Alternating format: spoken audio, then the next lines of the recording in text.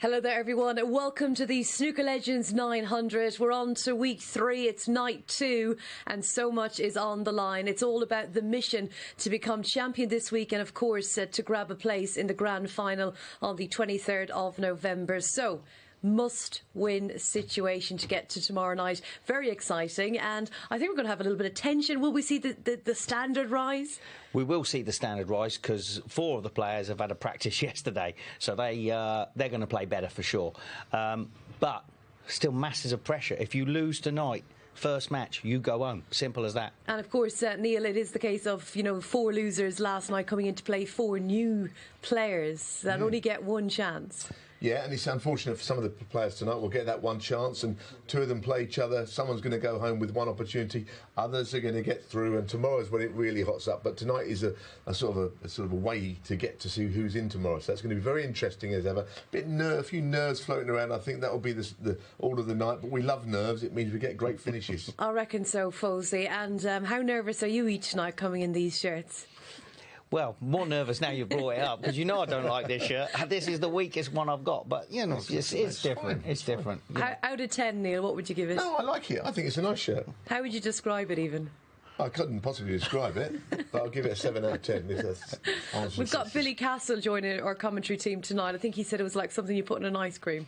Sprinkles. Yeah, well, listen, Billy Castle's going to get enough stick as it is. As soon as someone makes a mistake, his name's being brought up. Of course, he was favourite to win week 1. He is sadly out of the competition, but these are the names that are still in it and some names that we haven't actually even seen yet. Some exciting players that will be joining the fold. Legends of the game, of course. Joe Johnson, he's back playing tonight. We've seen Tony Knowles last week, Dennis Taylor on the first week. We've got Patsy Fagan, who is 1,000 to 1 to win the tournament. And what about Tony Drago? He's going to be making a comeback as well. Some really exciting stuff over the next few weeks, Neil. Well, look, Tony Drago is someone I really want to not only see again in person after a few years, but see him play because he is the quickest player I've ever seen. I'm not saying he plays how he used to, but I know he's quick thinker. The format suits him. Well, just good to see him, though. That'll be the case. Yeah, and obviously looking to the 2 winners already. Andrew Norman, who won week 1, tipped off by your good self, just getting there before you dropped it in. And of course, Aaron Canavan as well. No big surprise to see them top of the market. No, and like I said, you're going to have a good player. You're going to have 6 more good players join them. There's, it isn't going to be somebody you've never heard of win this. I don't think, anyway. And last night we saw Raymond Fry beat Levi Meiller from Canada. It was the Northern Irishman against the Canadian, and that just shows, I think, the quality and the reach of this format and this tournament. Yeah, I mean, I'd seen Raymond play once before in Belfast, actually, and I thought he played well last night. He'd be chuffed to be in tomorrow's final, and having been unbeaten. I know that's not always been the journey to getting the week 1, but it's not a bad start for him, is it? He must be pleased how he's doing. Been a bit of a curse, hasn't it? It has so far, but listen, they're calling it the Crucible Curse, but I don't think it's such a thing. Bit too soon, maybe. No, but Lee's made a fair point before on this that the winners have come from the Tuesday night, haven't they? They haven't been through on the Monday to the finals. No, and you have to remember, both of those players up there have lost the first night, so it means for nothing. OK, right. What about the updated prices then? Andrew Higginson went into last night as the favourite to win week 3. He's no longer favourite, of course. He's got to win tonight to make it to tomorrow's night final, of course, for the place in the grand final. He's still fancy to do that to win the group. He's 7 to 2. Patrick Wallace at 100 to 30. And then you've got a new exciting player in Liam Graham coming in there. He seems really well fancied at 11 to 2. He's a young Scottish champion amateur. Played in the shootout, actually, as well last year. I just noticed, actually, I was saying to Lee that I noticed that Andrew Higginson has beaten him 4-0 in a Q School event recently, so whether that's got any factor, I don't know, but it's not a nice draw for either of them. Joe Johnson still on there? Yeah, but I quite like Andy Lavin at 12 to 1. That's my pundit's pick. I quite like that tonight. OK, that pundit's pick's going to be coming later. We'll beef that out a little bit more and find out what the guys are going with for week 3. If you did miss out last night, great to have your company tonight. And what about the order of play? Let's take a look at the draw. And Joe Johnson, Andy Lavin will be kicking things off tonight. And you'll just be able to see how it all will pan out when we take a look at the odds for the individual matches. We start with the quarterfinals. Andy Lavin 4 to 6, the favourite against Joe Johnson. And the winner of that will play Andrew Higginson, who is favoured to beat Liam Graham, Lee. It's a tough draw. I know Andrew Higginson's got to be feeling a bit hard done by. You know, he's had to play Paddy last night, and now he's got Liam Graham tonight. I mean, you couldn't pick two tougher players. Yeah, I think so. Look, Andrew Higginson got the last 32 of the European Masters, lost 5-3 to Judd Trump. I said it last night, didn't help him last night, but he is one of the best players in the whole event. But if he doesn't win that match, he's out of it. So it's as simple as that. Two players I don't know anything about, I have to say. Obviously, I've looked them up and I've never seen them play snooker. I don't know how good they are. One of them is Mark Ganderton, who's 8-15, and the other is actually Dean Sycamore, who's 11-8. Yeah, I know them both well. Mark Ganderton, very good potter. Dean Sycamore, more of a solid player. I know them both from the Seniors Tour, both lovely lads. They both like a drink. I like them. OK, and we also saw Matt Ford there as well, and he's playing Steve Bird, and they both lost last night, so someone's going to come through that. And, you know, I don't know if they like a drink or what, but if they do, then you all like them. I didn't know what the credentials were, but now I do. I think you'll like me too. Right, before we fill our viewers in on the format and the rules, we've had almost 3 weeks now, and we've seen fair to say a few boo-boos starting in week one, probably Billy Castle. I fancy you were going to say Billy Castle. Yeah, I mean, listen, head in shed moments. He makes a slight mistake, and then the next time it comes round again, it's another slight mistake, and now every time he plays it, he's bang under it, so he's another mistake.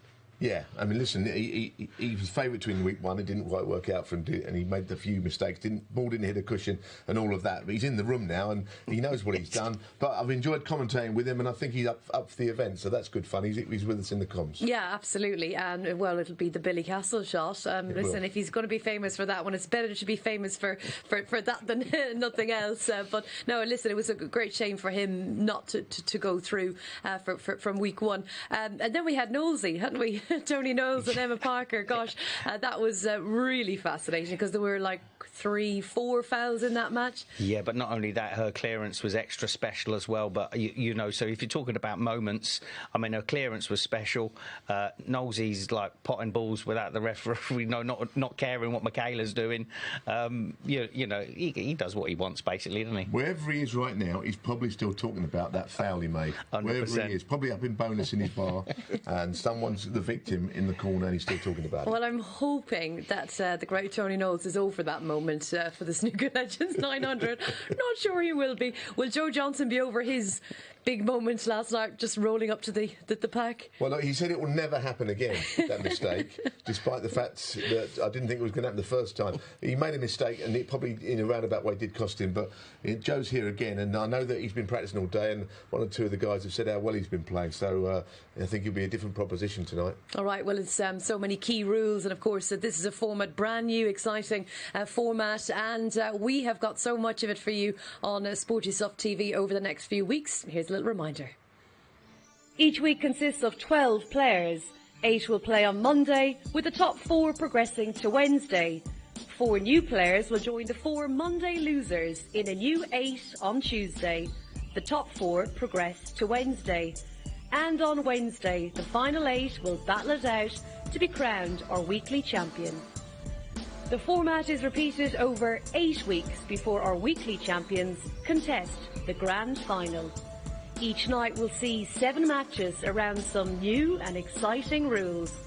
And with ball in hand for any foul, the opportunity is there for any player in our 96 field to become the first champion. Hello, you lovely snooker fans. Let me tell you the rules of the 900. It's a 15-minute frame, which is the 900 seconds, but the players have to contend with a 20-second shot clock. There are no timeouts, but the referee can stop the clock if they do something that would disadvantage a player. Any foul gives your opponent ball in hand, which means you can place this anywhere on the table. If you don't pot a ball, you must hit a cushion. If you don't, it's a foul. And that foul will give your opponent the points of whatever ball you were going for. At the end of the frame, if the scores are tied, we've reached deadlock. A blue ball shootout will decide the winner.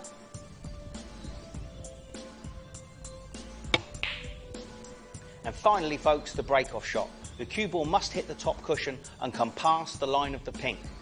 None of that Mark Williams shenanigans going on here.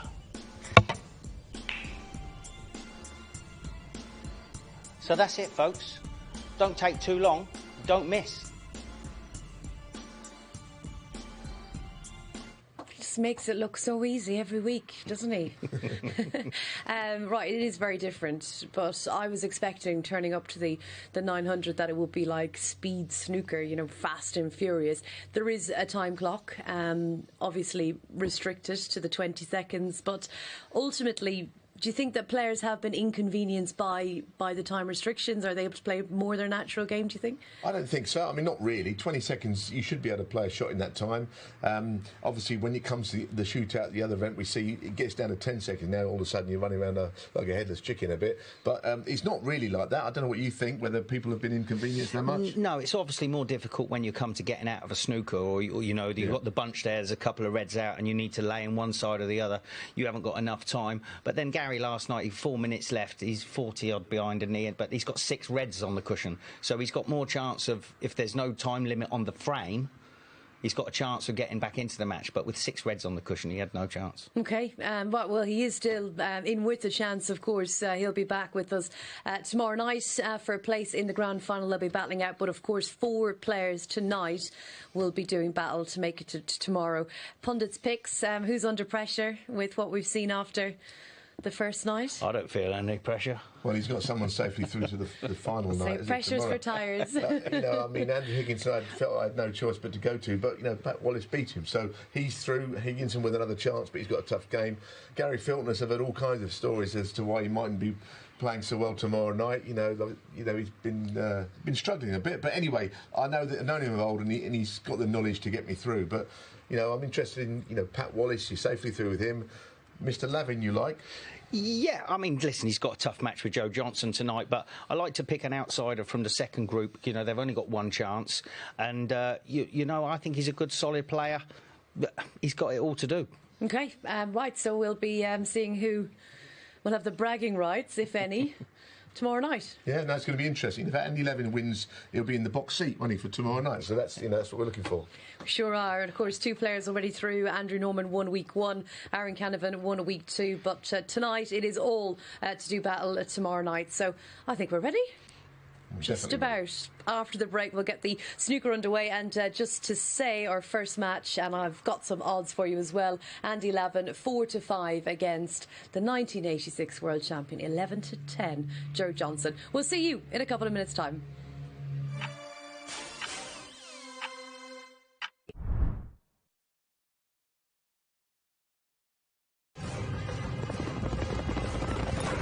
It's the final straight. Your horse is challenging for the lead.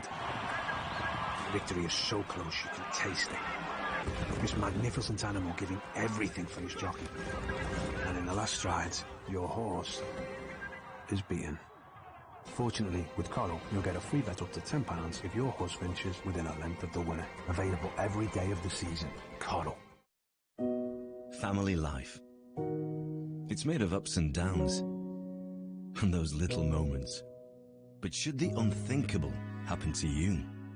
Life insurance from Legal & General can help look after monthly bills, the roof over their heads, childcare costs, and most importantly, your family. Because no one protects more families in the UK than us. Premiums start from £5 a month and they never rise. Plus there's a £100 gift card after you apply. Legal & General. Ensure life goes on.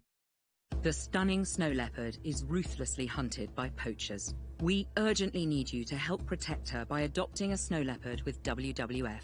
We'll send you an exciting adoption pack and you'll see how you're helping us with our vital work. And with a cuddly toy leopard, it makes a great gift. Adoption costs just £3 a month. So please call 0800 038 1033 or search WWF Snow Leopard today. Thank you. When Tony passed, we wanted to celebrate him his way. All he ever spoke about was bite this, bite that. I'll never forget our first date. Huge grin on his face as he rode up on that big noisy thing. And that's exactly the way he'd want to be remembered.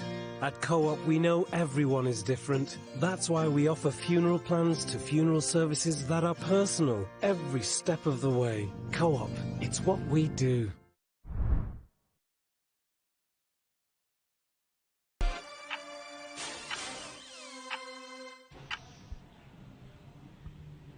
gentlemen. Welcome back. Here we go. Michaela with the referee. Joe Johnson, the 86 world champion on the left. Andy Lavin on the right-hand side. This is the match. Lavin is favourite against Johnson, but Joe breaks off 15 minutes of fun. Lee Richardson alongside me. How you doing, Neil? Long time since I've seen you, Pat. Well, I just want to watch, this match with interest, because I know you fancy Andy Lavin. I've known a long time. He is a very steady player, not only in the old days of the leagues, in the sort of the Harran District League, but then I know he became a professional later on. Decent player, but Joe is Joe. He's a world champion. Yeah, and he can still pot them. I mean, he just made a couple of mistakes last night. I mean, the long potting was still there.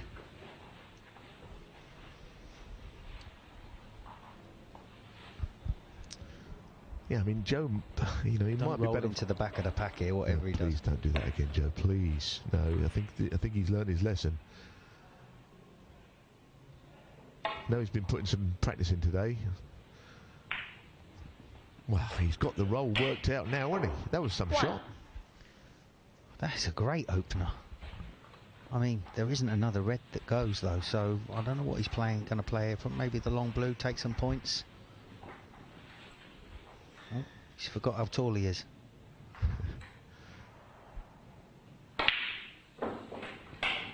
Always been a great potter as Joe Johnson. Always played the game in a sort of, such a good way, an attacking way, like he's always enjoying playing. Now hit a cushion, Joe, please, because these are the shots where you sometimes see that not happen. Oh yeah, well he's never fallen for that. He said he'd never do it again, and I'm starting to believe that might be true, because he played that all right. He's got Lavin in a bit of bother, and again we know that. Timeout, please. Got technical. Now there's a technical issue apparently. There's a timeout called by Michaela. That's unusual. Don't know what's happened, but there is. They've stopped the clock for a minute. Something going on down at the table, and we're just waiting to find out what it is. Well, this actually isn't hindering either player though, so he's only got one shot here, and that's to come off the black cushion and roll into the back of the pack. Thank you. We're up and running again.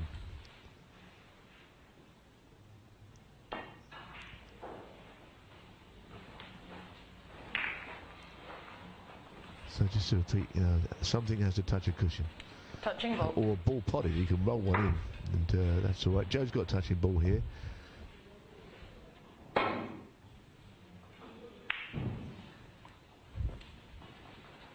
He still practices a lot, I commentate with Joe frequently, and on a lot of these events, and he often pops out in the afternoon after he's done his commentary to get a bit of practice.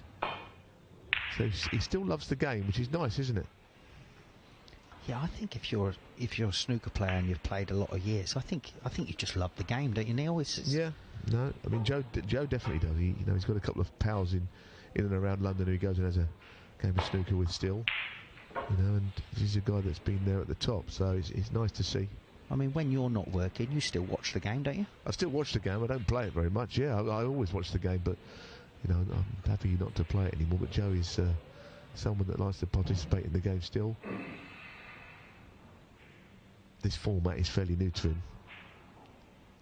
Thin off this red. Needed to miss that pink.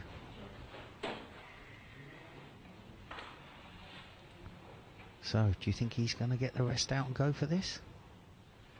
Can he not reach it from the side? I'm not sure, but he's going to try. He's going to play safe, isn't he? Just keep things tight. Standard of safety was good. I thought Levi Meiller his safety was excellent last night, because he plays again tomorrow in the last 8, the Canadian. Yeah, I did notice he played the figure of 8 shot very well. Got plenty of side on it. I mean, everybody likes to get some side on the ball, but he seemed to get a bit extra. No, that's right. I noticed that myself. Many of the Canadian players, when they first came over, they had almost a different sort of brand of snooker to everyone else. And I guess that's probably the case with Levi. Now, what is Joe going to do here? He's going to try and get a thin edge.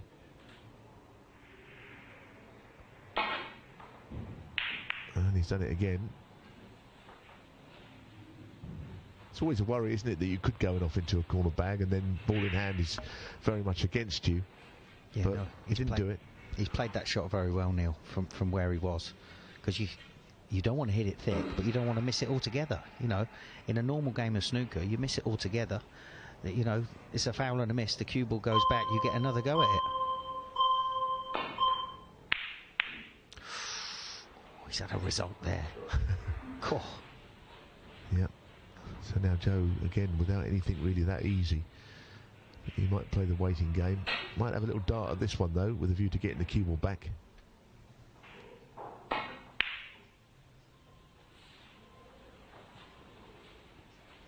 He's a wily individual, isn't he? Now, look at that. It's pretty murky. I can't see what he can... He's got no way of getting to that bottom right-hand red.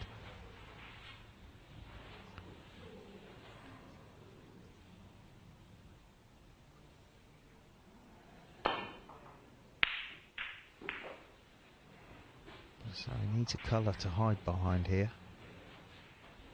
Not a lot wrong with that, is there? I mean, obviously, Joe could roll up to this red via the cushion, this bottom one. That's a legal shot, but he might be able to see a bit more of it than that, or take the one above it. Dear, oh, there's not a nice moment when you see that cue ball rushing back towards the bunch, is it? Oh, right, well, this is a great chance for Andy Lavin. Remember, he's not had anything to go at yet, so it's always going to be tricky. It's his first chance. He's playing Joe Johnson. 1. And he probably didn't want it there, Neil. No, don't think he did. I don't think he's going to rush around the table, Andy. He's always had a fairly deliberate style, but he'll have to get his skates on a bit.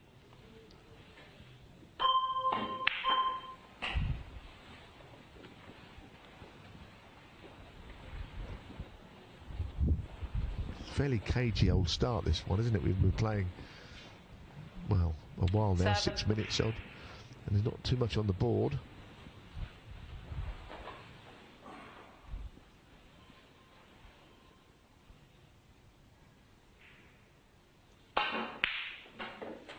That was a nice shot. 8. It's a little thin on the pink, mind you. Yeah, he's gone from absolute perfect position after, you know, coming to the table on perfect on the red. I thought he was going to play a red and played a black in the middle pocket and get it, but he's decided to sort of stun it in, go up, had to play the pink. Oh, he's chipped a lovely pink in there. So he's got 3 reds to go at now, Neil. 14. So surely he's going to play this one, stun it in for the black into the same pocket.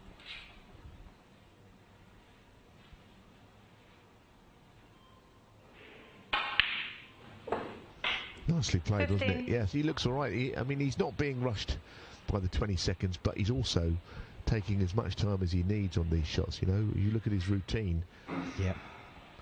You're dead right. It's his cue action. You know, he's not being rushed into his cue action at all.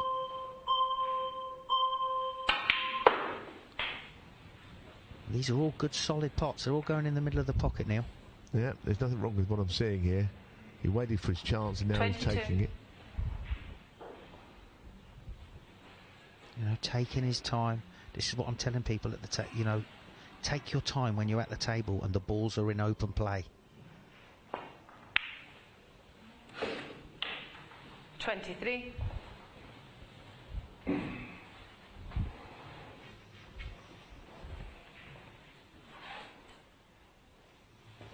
I think 20 seconds is a fair amount of time, you know. And he's weighing up everything. Long backswing, I noticed, right the way back to his bridge hand.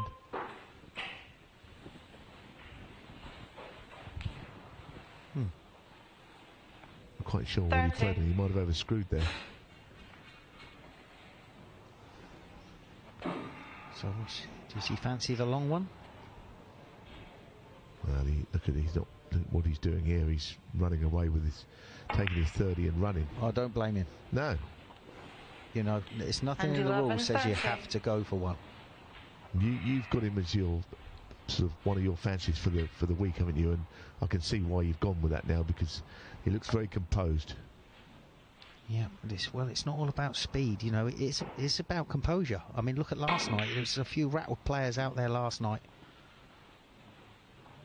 Well, at the moment, Joe's a bit rattled, isn't he? Missed that by about a yard, that red.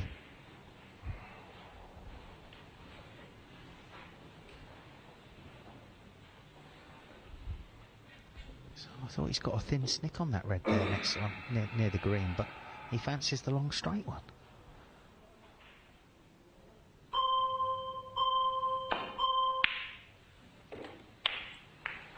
Very nice. Tough one now. If he's bridging over the red for the pink, he can get his hand on the side rail for the black. But what does he fancy? Black ball. The black. It's got to go in this because he'd be on the red in the middle in the same pocket. Either way, well, he's just played not to get on the red. He's absolutely sand and cement treatment he's giving it here, isn't he? 8. Joe's going to have to top one of his screaming long reds, I think, to get in here. Yeah. So this could work out a shot to nothing if he can pull the cue ball back onto the side rail. He's played it onto. Oh dear. Oh. And 11, 8. So is there anything in that bunch of 5 reds? I don't think there is. I mean, he's come to the table with very little on here, Joe. Yeah, it was a good shot to nothing, really. I think the red below the black does cut. He's just going to play a safety. Oh. Well, getting the red out of is something that's not the worst idea, because in 4 minutes he's got enough time. He kind of falls to Andy to get the other red into play, so whether he can keep it in play or not, I don't know. But if a chance was to come for Joe, there is still enough time. But don't just roll up to the reds again, Joe. Whatever you do, he's not going to. He's already knocked one of these in. He's chipped one into that pocket earlier in the frame, didn't he? Oh, his eyesight is unbelievable. 1. He's had laser surgery about half a dozen times, you know, Joey. He's got like almost X-ray vision. I think I need to get it done about 10 times to pop balls like that. Well, here's his chance, okay, and he's not that far behind when you think about it. If he can pop what's there and just a bit more, hasn't got to rush.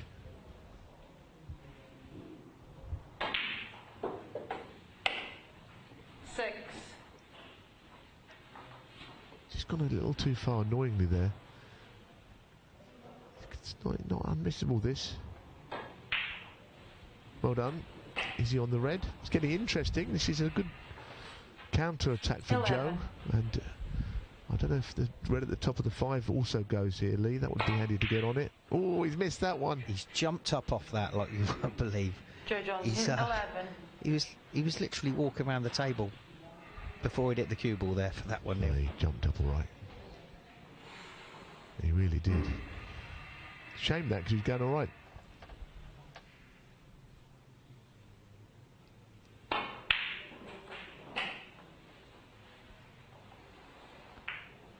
Well, Andy Lavin didn't really do anything wrong for Joe to get in there. I mean, how he snicked that in along that top cushion was unbelievable.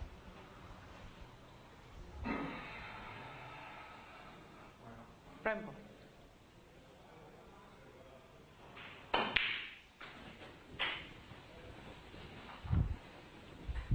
Yeah, he's not rushing, so while he's at the table, 5. he's using up a lot of his allotted time. 26 is his lead. He's playing the Barney Rubble here, is he? No, he's not. I thought he'd go for the double. Not anything And like 11, that. 5. If this was the 86 World Final against Steve Davis, he would be crunching this red into the right corner. That's what he did for 2 days in that final, you know. He still does it now. He still can do it now. He's 1. unbelievable, Neil. God. When his long game, he did as well against Steve Davis. Everything. If he got his hand on the table, the ball was in the pocket. Now, when this black spot's on the pink spot, does the red go? 8. I'm still not sure. The answer is it might not. Oh, look at the shot he's played there, Lee. 9. He obviously feels this is his visit. He's got to do something. Oh, it's just run a little bit too far. Can he get enough screw? Oh, he's going to play the black. This is massive, this shot. This is massive. Oh, what a shot. Oh. It's a perler. There is time here. He's 10B, he needs 4 pots from 16. here, and there's time. 17. Oh, he's a bit unlucky there. So where's the next red coming after this? Oh, back in the same pocket. He's coming, don't worry about that. Red and the black, and 24. he's in front, and he's got time, although he's stretching here. 35 seconds, long enough. So he hasn't got to rush too much here, but he's going to have one more shot. Now, the black 25. should be enough to win it. If this goes in, there'll be no time for Lavin.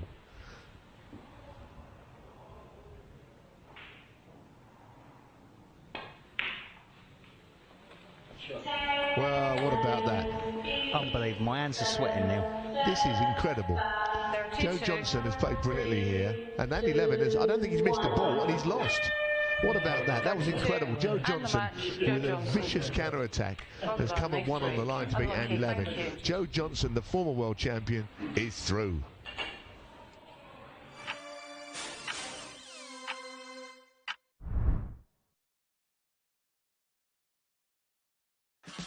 And here's today's favourite, number 4, First to Feel Rain. And you can see why, Gina. He hasn't got the most attractive head, but he has an impressive turn of foot for his size. He must be 20 hands at least. He has moved stables a lot. Just loves the big occasion.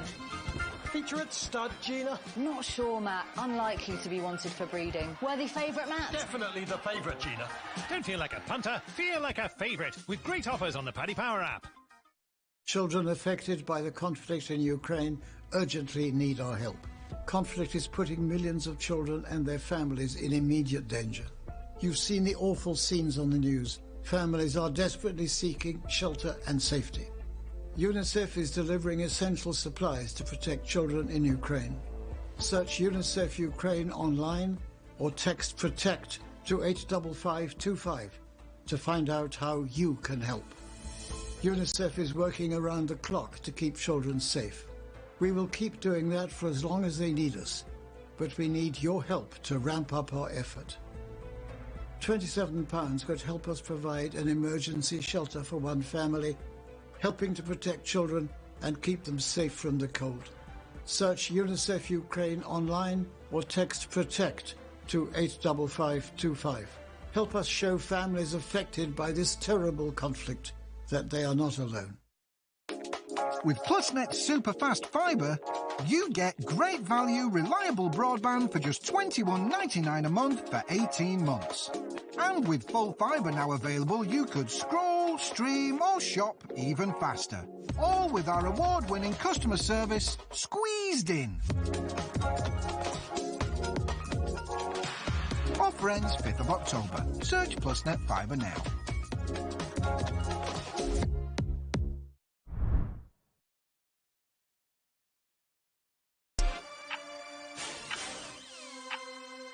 We're off and running tonight in the most marvellous way. Sensational performance from Joe Johnson. There's still life in the old dog yet. Joe, are you buzzing? That was fantastic. I like that, the old dog, eh? Yeah, it was good. I mean, my opponent, I don't even know his name. Andy Lavin. Andy Lavin. Yeah. He played so well.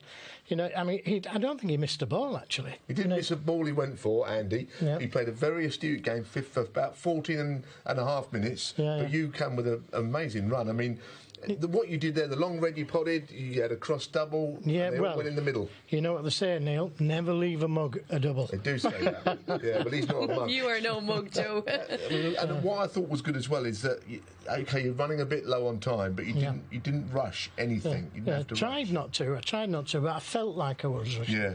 You know, I mean, there was a couple of blacks there that I was near the cushion and I had to stun the black into the middle. I had an easy pink, but I couldn't get to the reds, so I had to play the tough black. Yeah. And that was a tough shot for me, really. Well, the double in the middle I thought was just a brilliant shot. That was just clutching at straws, and it went in, fortunately. No, it was brilliant. It was what a start to the night. That is one of the best frames we've seen of all, because there was hardly a full shot played by either player. It was wonderful, absolutely terrific, and you're going to be here tomorrow night. Well, playing, and a I chance. packed my bags. I was on my way home. Oh dear. I'm joking. I hope not.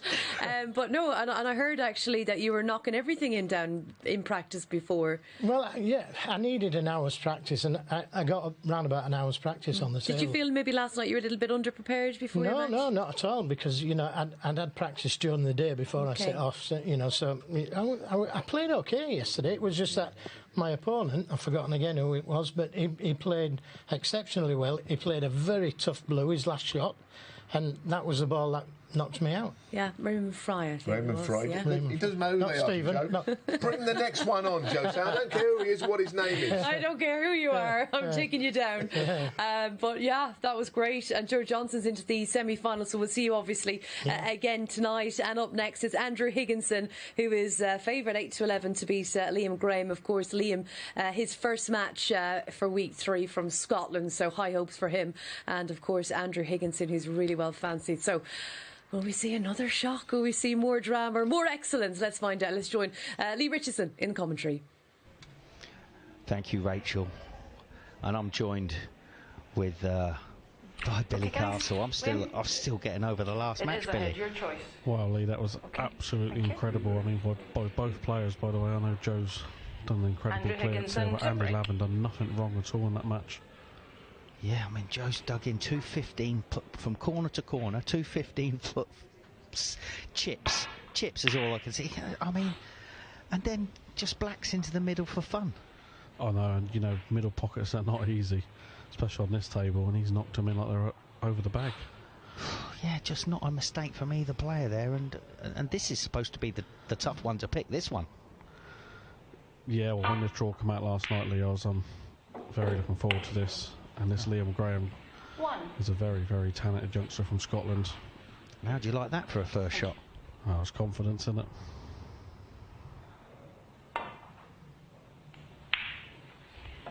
Liam Graham 1. He's played a nice safety shot there as well, Lee. Yeah, I mean, I feel for Andrew Higginson a little bit, Billy. He's had a bit. You might be the favourite for the week and one of the favourites for the tournament, but to come in against the two players that he's got to play, that's tough cookies. Yeah, well, Andy's come in, like you say, he had Patrick Wallace yesterday on fine form. He made a one-visit break against him, and now he's got, Liam Graham, who's probably, if you take Patrick and Andrew, the next best thing in this group. Wow. Foul. Andrew Higginson 4. Ball in hand. I mean, there's always a chance of that, Billy. Well, he didn't play that. He didn't get into the cube or neither. I mean, yes. He probably thought that wasn't on, but them shots are always on when you can into colours. But there's a good chance here for Andrew Lee. Yep, he's ball in hand. There's always a good chance, but we've seen a few mistakes with ball in hand, Billy. Yeah, well, like I say, I think it's he had a good chance last night, if I remember, early on against Patrick, and he didn't make the most of that one neither, so...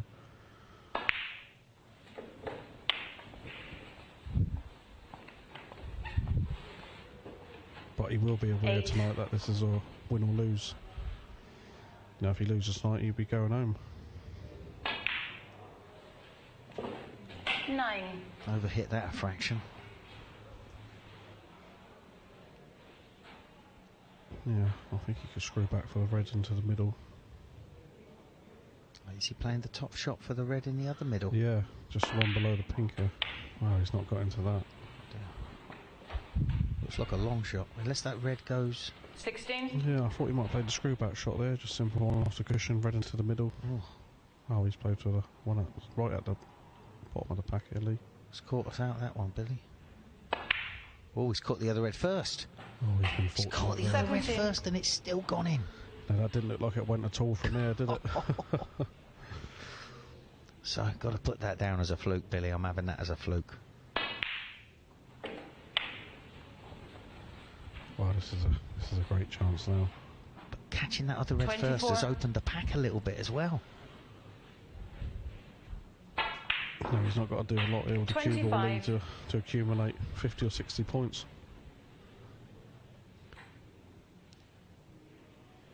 He's got into a pretty quick rhythm here, which, you know, you could be playing these a lot slower. 30. Yeah, well, you know, I've been lucky enough over the years to watch Andrew and play against him, and you know, he does get into a quick rhythm, and he does score so quickly and 31. so heavily. You know, once he's into his rhythm, he's, you know, he can make a break in 2 minutes, the frame's over with. He's that quick.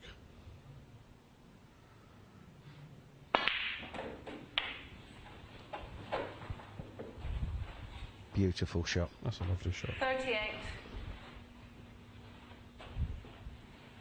Played into an area, give himself a chance of a couple of reds there. Oh. 39. Yeah, he thought he was going to miss that black there, just coming behind it, but he didn't.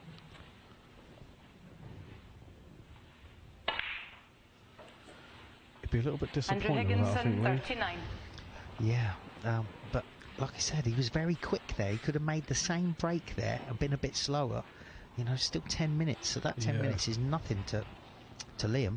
No, like I say, Liam's he's a quick player, and you know, he's a brisk player himself, so to make them 43 points up, it won't take him too long. But he's not played that good. He's left a red up the bottom of the pack here. You know, Andrew will be pleased to see that red on. Yeah, he's also got a red into the green pocket.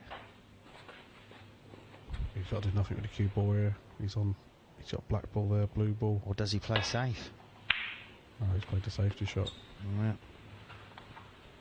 That's a nice safety shot as well. So Liam was a bit fortunate there. You know, it wasn't a great shot he played. He did have an opportunity to go for one. You know, the red that was on its own on the left-hand side of the table. Yeah, he could have maybe played that in a way where he's blocking the other red off in bulk.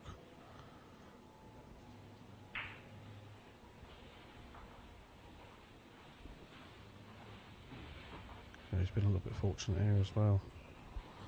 Not sure if Andrew's looking at this plant here. He's certainly playing it.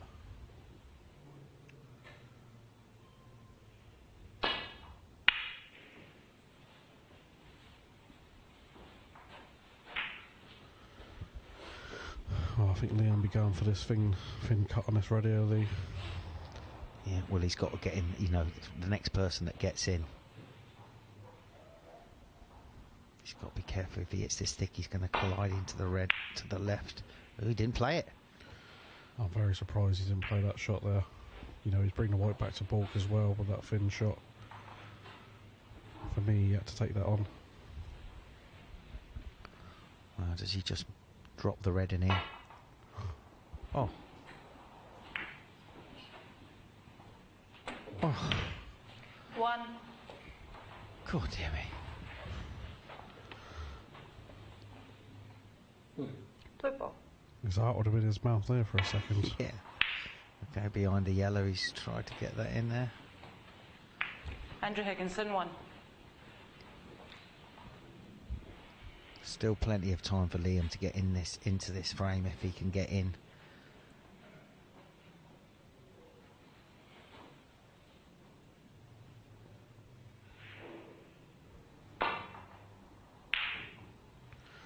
Yeah, well, he's, you know, he's waiting for his chance here, Lee. He's not been, you know, he could have had a go at 2 or 3 reds. Yeah, he's played a. That's not. He was a little bit lucky there. He clipped both reds, but he's definitely not pushed the boat out yet. He is waiting for a better opportunity because the balls are there if he can get in. Well, this is a better opportunity, you know.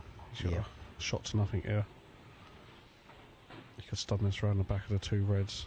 Yeah, try and get the cue ball to where it is now. It leaves the black over the middle pocket if he can get it somewhere there, or the brown or the yellow.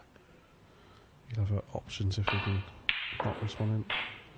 So that was the opportunity he was waiting for. He's almost got onto that cue ball a little bit too good.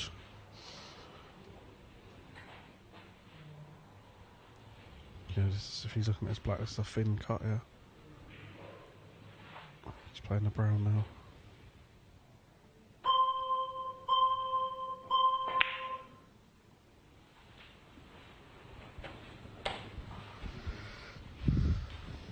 Well, this is a big shot if he takes this one on. 5. This requires good cueing these shots. Yeah, the long red's done it for the pink. What do you think he's going to try and screw back for some sort of safety? Oh, I think he's going for this one, just a stun. He's got him out there, I think. Liam Graham, 5. Yeah. I'll be very surprised. Thought that was his chance. Be very surprised to see Liam get back to the table here.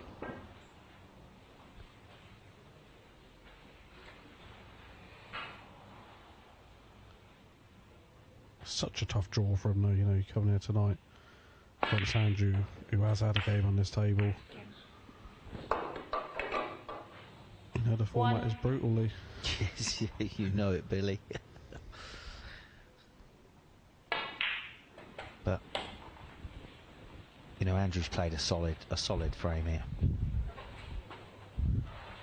Yeah, he's got him, he's built himself a good lead. 8. He's not pushed the boat out too much.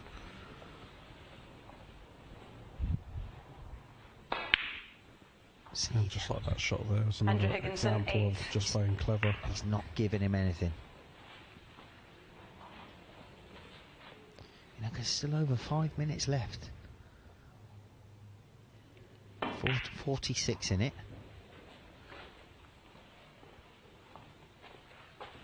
Two reds on the cushion though, and the green's safe, so it's, you know, it's not the easiest if he were to get in. And that's another great shot from Andrew there. 1. You know, he's showing his experience here, Lee, and he over this young gun, I should say, from Scotland. Yeah. That's another great pot reel on that black. Yeah, he's put some lovely balls there in this frame. And he's just thinking now, all this is practice for the next round. Yeah, well, like I say, Andrew now his main thoughts will be he's in tomorrow's final. But, you know, I'll enjoy watching that semi-final of him and Joe Johnson tonight. Andrew Higginson, 9. What a start to the evening.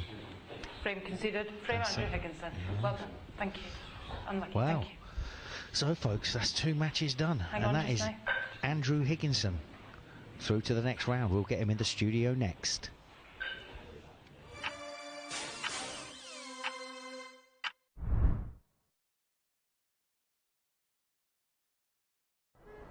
This is Helen. Watching sport all day isn't her idea of fun. So when her fella Chris set a deposit limit, they swapped the living room for room service. Result: setting daily, weekly or monthly deposit limits helps you manage your spending and keep gambling fun the way it should be. When you play safe at Bet365.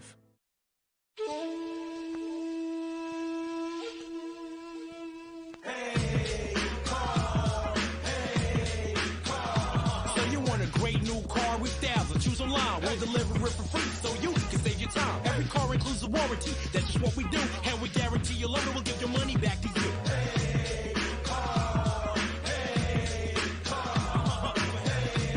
Search heycar.co.uk. My friend told me about Plum last year. One app where I can save, invest and manage my money. I've got automatic savings set up, so I'm building up money without even thinking about it. I started off investing in a couple of funds. Then, as I've gained confidence, I've started investing in individual companies too. It's really easy. Now, every month, I don't just spend my money or let it sit in a savings account like I used to. Download the Plum app to get started today. Family life. It's made of ups and downs. From those little moments. But should the unthinkable happen to you? Life insurance from Legal & General can help look after monthly bills, the roof over their heads, childcare costs, and most importantly, your family. Because no one protects more families in the UK than us. Premiums start from £5 a month and they never rise. Plus there's a £100 gift card after you apply. Legal & General. Ensure life goes on.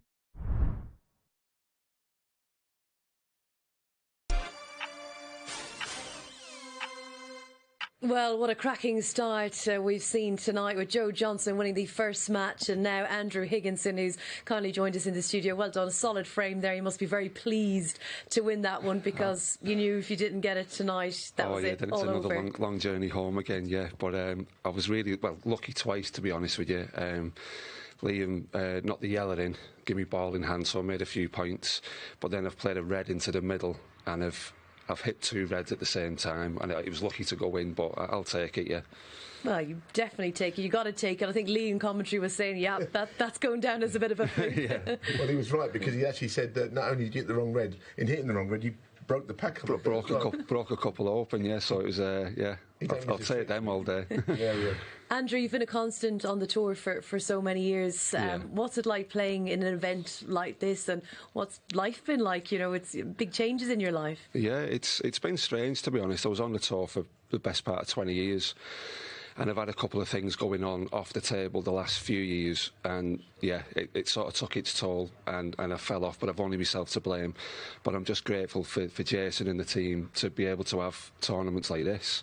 You know, like a few years back, we would never have anything like this, and now you can play for a good bit of money. You know, you're getting match practice, and yeah, I'm grateful, very grateful.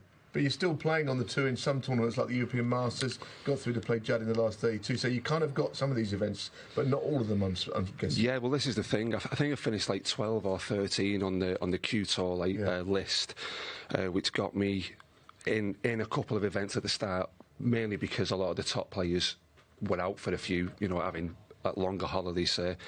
But so I actually had a good couple of tournaments, but what happens now is everyone's back playing, so I won't get any, I won't get many. Maybe the shootout if we're lucky, but apart from that, so it's a bit of a shame. But I'll take whatever tournaments come. Yeah, absolutely. And I guess I remember chatting last season. I was saying it to Daniel Wells last week. You know, Michael Giorgio, who's saying when he came in as a top up, there's not that kind of real pressure, because you get those opportunities, and you know that it's great to have the opportunity, and it's kind of a free ride almost. Yeah, you've just got to take every opportunity as you can. You know, I was very lucky to be professional for as long as I was. As I say, it was my own fault, that the reason why I fell off. But as I've just said then, you know, with what we've got now, the top-ups with these amateur events and stuff, it's just, the game's just sort of was growing and growing. You know, when China hopefully comes back on, then the tour's going to be like, it's thriving now, it's going to be thriving even more. Did you have pressure this week as favourite for week 3, because we lost Billy Castle favourite, Daniel Wells favourite? Was there any pressure at all? No, not for me. I think what happened was, when I was, for the last maybe 2 or 3 years, I had to win the last match in the Worlds to stay on the tour, and I just put far too much pressure on. And then when I actually fell off, I thought it's not as bad as I thought. Yeah. For all these years, I've been dreading it, and now I have. It's, you know, it's not the end of the world. Life goes on. We still get chances, and you just got to carry on. That's so true, isn't it? That's so true. Kind of puts it all into perspective a little bit, doesn't it? Absolutely. And you're going to be playing the legend that is Joe Johnson next tonight. So we wish you luck with that. Did thank you. See his first match? I was having a bit of a knock, and I heard oohs and ahs from the little room there, and apparently he potted a long red, but he made a nice little break at the end. Yeah. He's buzzing. We're all buzzing, and well played. Congratulations to Andrew Higginson, who is through to our first semi-final this evening. But our next match is another quarter-final game, and 2 new players entering tonight. Dean Sycamore, who is 11-8. Mark Ganderton, really well fancied for this one, 8-15, and Neil will be into the commentary box. But let's hand you over to Billy Castle as we get to the match room. Yeah, thank you, Rachel. And we got a match up here of 2 world senior snooker players. Mark Ganderton from Midlands and Dean Sycamore from Chichester. Mark Ganderton to break.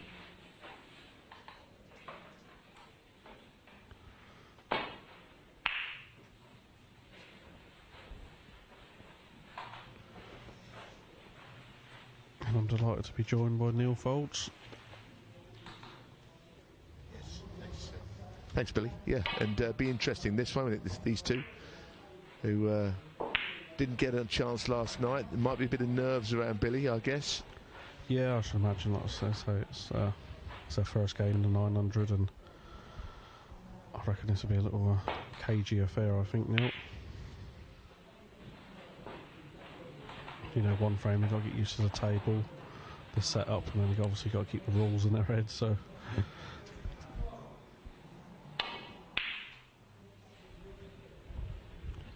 So far, the two players have got through, you know, players who had played last night. As I say, with these two, it's going to be one of the Tuesday night only players who makes it through. But there is a bit of nerves. You can see it.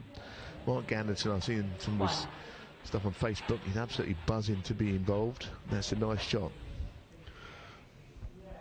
Yeah, I'll see Mark Ganderton, you know, not overly much, but what I have seen of him, I know he's a very good long potter. Mark Ganderton 1. He's a little bit nervous in that pink now, I think. I think a lot of shots will get missed to that top jaw in that. I think it goes off a bit there, as we were saying last night. But anyway, we'll keep an eye on the way this one. This could be an edgy affair. I just got this feeling there's a lot at stake for both of these guys. Yeah, like I said, I've only got one chance tonight, so there's a lot at stake. I should imagine it'd be a tight game. That's a nice safety shot.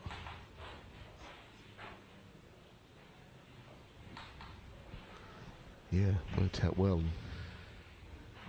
Got to try and hit one here without sort of giving the ball in hand away, which he's done. But he's left the cue ball in the middle of the table, so Mark with another opportunity here.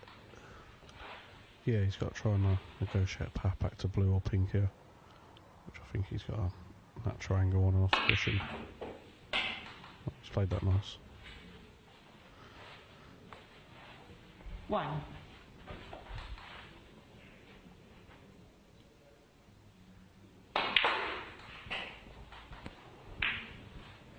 Hard to miss the bolt colour sometimes on shots like that, isn't it? 7. Yeah, that was tough to miss the bolt colour there, the angle he was playing it at.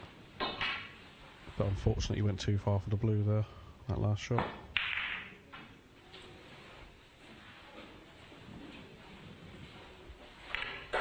Mark Ganderton 7. Oh no, the first two games tonight have been absolutely brilliant. I know. In different ways, obviously. Nice here with Andrew Higginson there. I mean, he's in the same situation as yourself. He's been on the tour, obviously in this case longer than you, but you know, you've both been on the tour, and now you're trying to get back on. And yeah, you know, I kind of understand what he was saying there, that coming off the tour felt like the end for him, but it isn't the end. There's always events like this to play in. Yeah, we're so lucky to have the events we have got on now. You know, it's not the end of the world coming off the tour, because you know, we've got more tournaments than actual players who are actually on the tour at the minute. Yeah, I mean, I don't know if you're... Do you get back on... Have you played many matches, or are you likely to play in any events as a top-up? I think I'm just a little bit too far down this year. I have got invited to some, but obviously I need quite a lot of pull-outs. Maybe the shootout? Yeah, I've got a chance in the shootout, I do believe. Anyway, there's not an easy red mist there. A low-scoring game, this one. They've been playing 4 minutes, so and the balls aren't in a bad place actually. If the chance comes, yeah, I've not seen Dean have a chance of going for one yet. I mean, that was a bit of a shot to nothing, I think. But he's left this one for Mark. You know, his long game has been solid, but he's not going for it.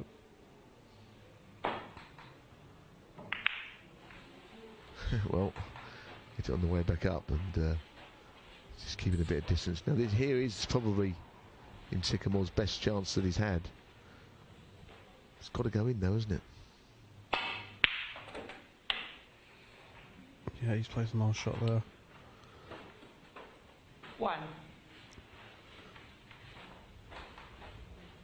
You know, I think he doesn't need to do a lot of the cue ball if he just runs it in. He's got a thread to the left corner that he can stun across for the black.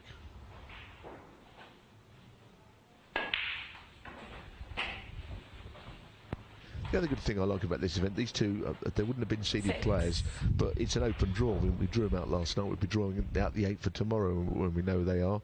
So anyone can play anyone. We saw Patrick Wallace playing Andrew Higginson last night. Both, you know, have been very deep into ranking events. In the case of Higginson, he's been in a ranking final, so you don't know who you're going to be playing. It's quite cutthroat in that regard, isn't it? Yeah, well, I mean, Andrew, after last night, losing to Patrick, you know, he wouldn't want to see his name be drawn to Liam Graham tonight. You know, that was a banana skin in the draw. Totally, yeah. Got through it and he seemed pleased. I mean, he'd be one of the more likely, you know, winners of the whole event. You know, you put him on the shortlist. Obviously, he's going to have to win it the whole bit tomorrow night, though, the whole of the 8-man event tomorrow night to get on the winners group. But anyway, these two are still doing their best. This is a great pot.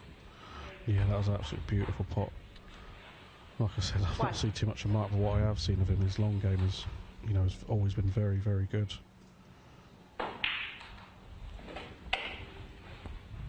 He used to be British champion, kickboxing champion in the 90s. Not sure if you knew that, Neil. I didn't know that, but if he says it's Christmas as far as I'm concerned.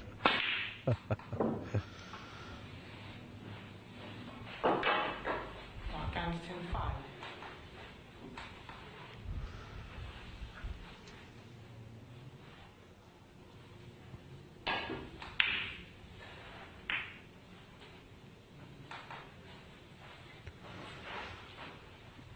Yeah, we thought this was going to be a cagey affair at the start. You know, they've not played bad. It's just, you know, they're keeping it very tight.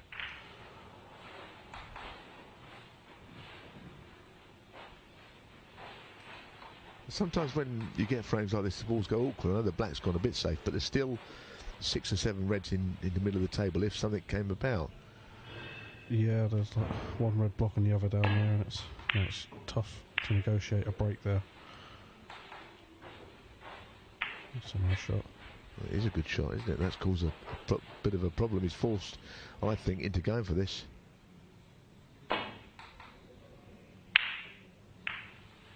It's kind of hard in that cube in the right corner of the table. Mightn't be the worst place to finish. Yeah, he's played quite a little clever little shot there. He couldn't leave too much unless he got the double kiss, which he avoided. And he's got to make sure to hit a cushion there, which I think if he plays the red to plant onto the other red, he'll be fine. And also got to make sure they don't run out of time. He's hit the cushion, but I know what you mean. I thought about that. Maybe when he had a cushion, he took so long that the beep started going, and he had to end up rushing. It's worked out pretty well, though.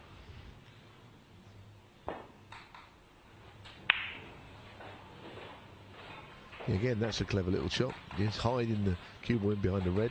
Yeah, like I say, they've played they both played some good safety shots here. They're not giving each other an inch. Just got to make sure again that the red hits the cushion here, but I think he's going to hitting it towards the cushion. Oh, miscue. That didn't sound nice. No, that doesn't sound good. You know, Mark's created his chance with his last couple of clever shots he's played. Well, he has actually, and you know, we're quite a way in now. We're 8.5 minutes into this game, so well, I was going to say it's a chance, but now I'm not sure how many he's going to make from it. No, like I say, he created that chance, so I'm not sure if he could have avoided that red. He needs to avoid this red now on the left corner. Oh, that's a good shot. Oh, he's played some nice shots, haven't he, in the safety department? Well, I mean, you've got to be able to defend, haven't you? It's probably when you're a kickboxer, I suppose. One thing attacking, but you've got to know how to defend yourself as well. So that's a very different game, don't get me wrong. But, you know, this game, attack's all very well, but you've got to have a safety game, haven't you? Yeah, I think the way this frame's going, you know, any lead would be a good lead. Yeah. It's... But sometimes these low-scoring games, it's the same in the snooker shootout. You know, they can be the most entertaining at the finish. Don't want to go in off. Oh, he let that cue ball run a little bit there. 1.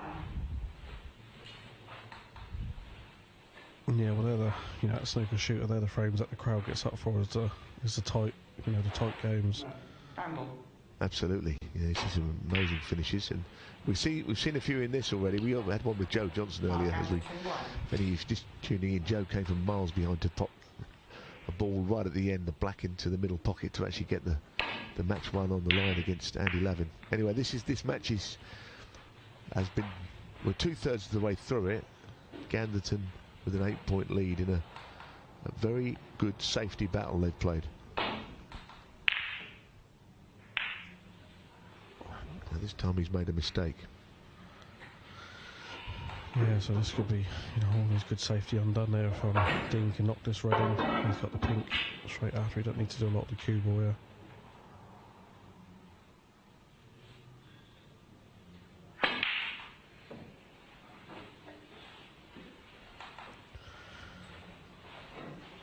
Yeah, it's been one of them frames where he played so much safety, you tend to forget how to pot. Well, that's always the case, isn't it? You kind of go out of rhythm a little bit. Anyway, that's gone in. He's just held the advantage for the whole of these 11 minutes so far as Mark Ganderton. Doesn't mean won't be a comeback from Dean Sycamore, but at the moment it's out of his hands. No, at the minute he just seems to be that little bit percentage better in every department so far.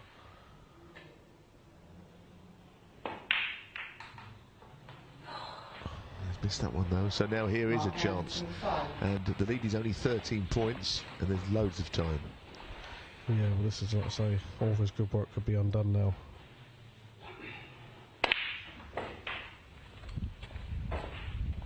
One.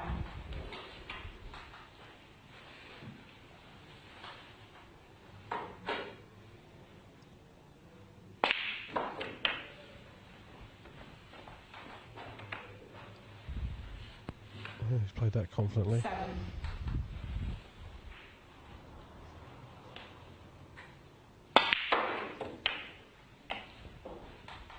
And this is where you end up knocking in 8. another ball here, the pink, and you just nose to the front, and it'll be a good feeling.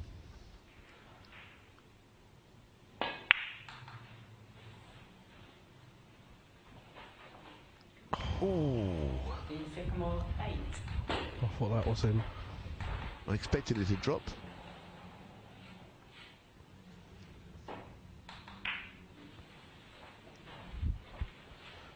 This is going to be a tight finish, I think, Neil, to this frame.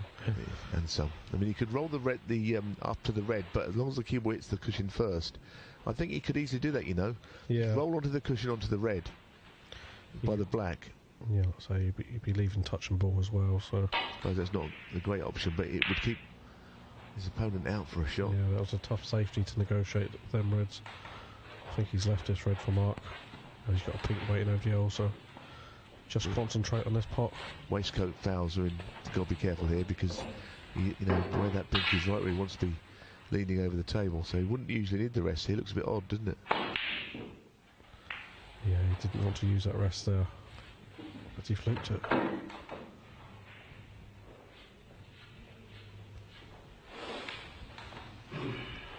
This is going to be an edgy one, isn't it? There's only 5 in this.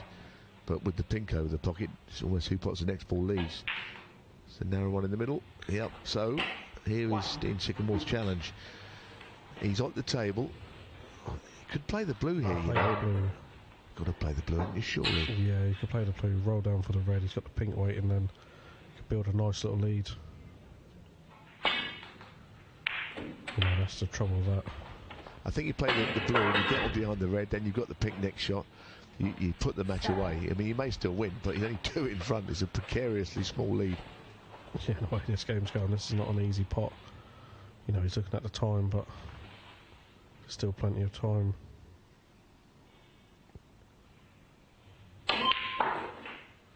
Well, he's still at the table, so look, I mean, ultimately thought he should have played the blue, but if he's still at the table when the time runs out, I suppose he's done the right thing.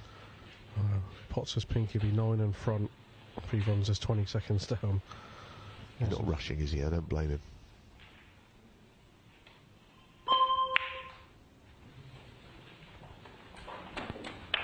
It's almost like the pitches have gone in slow motion now. He's not rushing. Nice.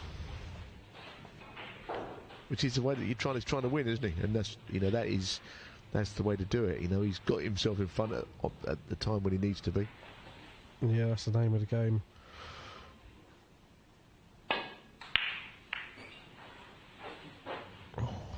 In Sycamore 14.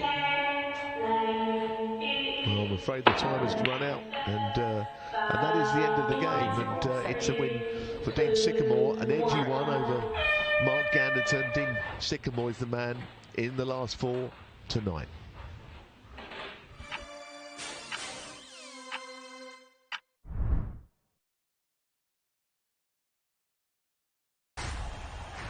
for the thousands in attendance and the millions watching around the world.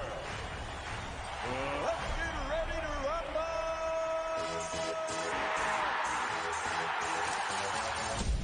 For his 4th world title.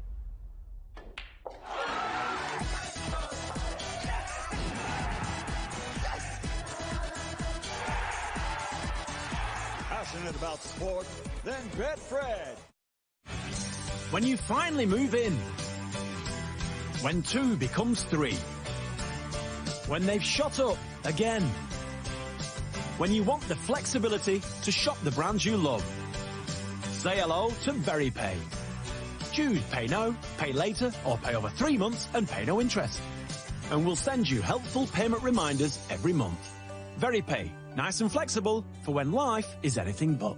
Shop now at very.co.uk.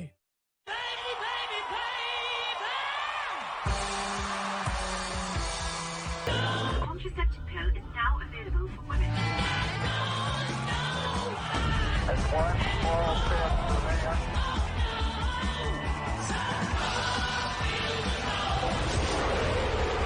The UK's first human heart transplant has been completed, supported by the British Heart Foundation.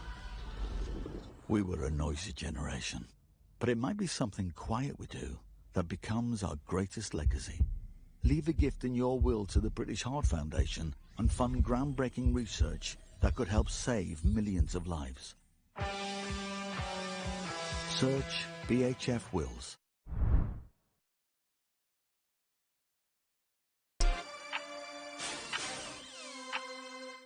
Welcome back. The Snooker Legends 900 is in full swing tonight, and the latest winner to join us in the studio is Dean Sycamore. How much under did you feel out there? Well done on the win. Yeah, it was terrifying. But yeah, I'm glad it's out of the way, and it gets me through to tomorrow, which is the main thing. Just look forward and go from there, really. You looked a bit nervous out there, but I still feel a bit nervous, and it's over. So did Mark, though. He looked bang on as well. Yeah, you know, but the safety was quite good. He just missed a couple of balls. I mean, he was, you know. Yeah, he had a first couple of chances, and then I was surprised that after you got in and the pink was over the corner pocket. Yeah, I was surprised you didn't play the blue, then the red on the black spot, and then the pink. It's hard to do that with a scrambled brain, Lee. That's the trouble, you know. But listen, you're over the line, and you're through to finals night tomorrow, and you're still in it tonight to. Yeah, I don't know who I've got next, but... Well, we're going to find out. You're going to be playing the winner of Matt Ford and Steve Bird. Well, hopefully Matt's still as nervous as he was last night. It just shows you, though, doesn't it? Like, your head can literally fall off out there. Oh, dear, I had like a robot arm. It was horrible. It doesn't matter how good you are. You feel pressure out there. Well, I knew Mark was feeling it as well. I mean, you know, we were both nervous.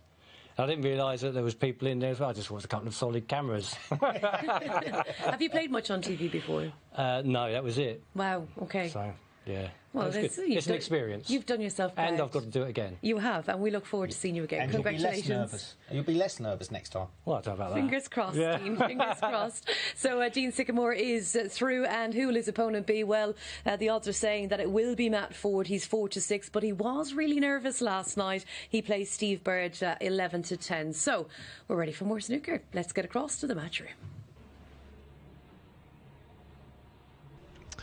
Right, we're almost set then. Thank you very much, Rachel. We are ready to go.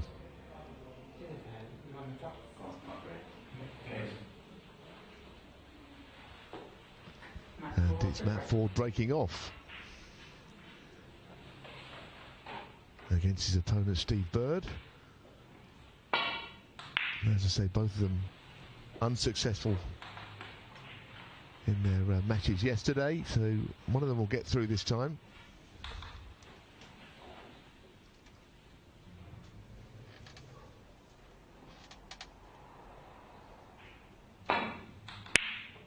I mean, I watched both of these two play. Matt was very nervous, ended up losing to Levi Meiller. And Steve Bird in his match, I thought he played it safe once or twice too often towards the end when he had chances to even get himself in front under the format, and he waited and waited and eventually ended up getting beaten. So they're quite difficult to split, really, I would say, Lee. Yeah, I mean, I'd give Matt Ford the slight edge just because he's such a good potter, but yesterday he was so nervous, and now he's got ball in hand. Oh dear. So I'm definitely giving the edge to Matt Ford now. Ball in hand.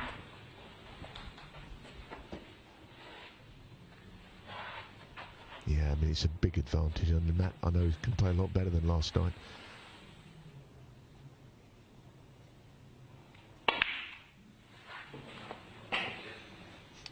Yeah, it's a shame the black's tied up. Obviously the pink doesn't go, so he's going to have to do a bit of work with the cue ball. He's got to do a bit of mileage.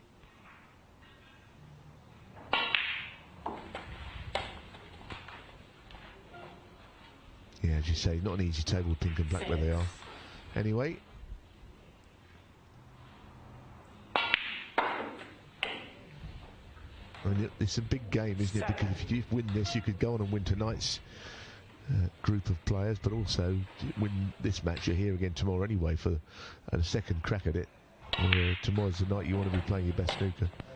Yeah, and he's already playing a lot better than yesterday, and he's only had 4 shots. 12. Just getting a bit of table time and getting a few pots go in can just bring you a bit of confidence, can't it? Yeah, definitely.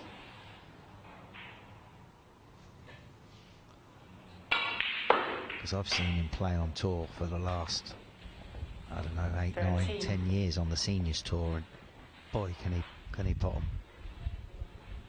I said yesterday, he used to come into the club in Ealing and just do sort of play on his own and knock everything in, but I also know him through the betting industry. You know, he's worked in that. You know, he's worked for people like SIS who provide all the pictures and all that of horses and dogs. He's kind of been involved in that side of it, so that's his real job. But in the meantime, he's a snooker man. And it's a nice little lead and a very good safety shot.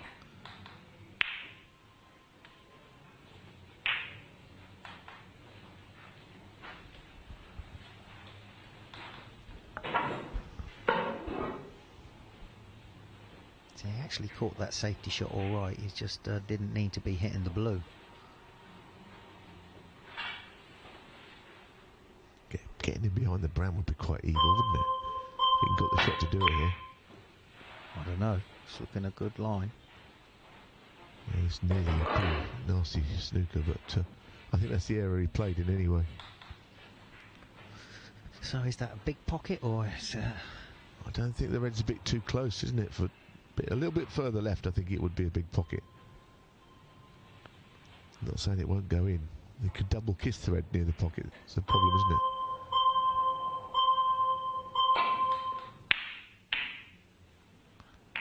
Well, double kiss it twice. I mean, that's a monster fluke, isn't it? One. I knew that was the shot, Neil. Yeah. Well, I don't call these things, but it's a big pocket. Well, you didn't call the twice double kiss. I didn't have enough time. I've only got 20 seconds before he's playing the shot. That was a monster fluke. That was it. What was it? Was it Eric Hall, the old fellow who say monster, monster? That was one of those. He was a football agent or something, wasn't he?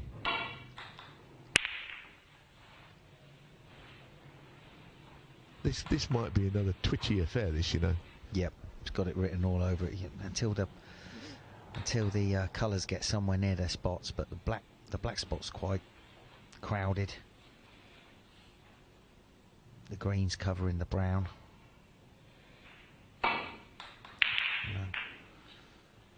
It's done well to get the white ball back up there, but there isn't a colour on its spot. No, that's it. So it's a sort of scruffy looking table. You've got to try and make the best of it, haven't you, in the 15 minutes. Simple as that.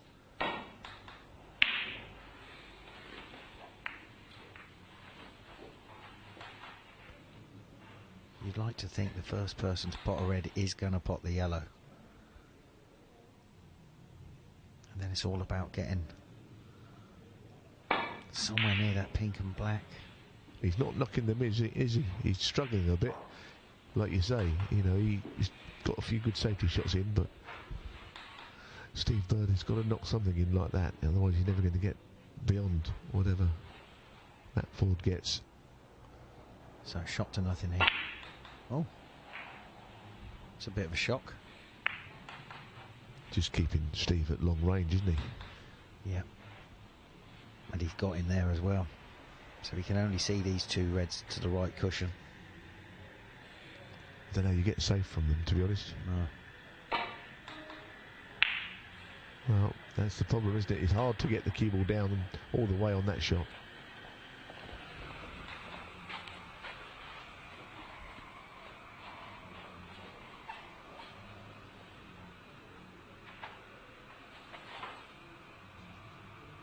So don't do too much with this. Make certain of the red. No, and he's got the yellow there. Now he's got to get the cue ball back down.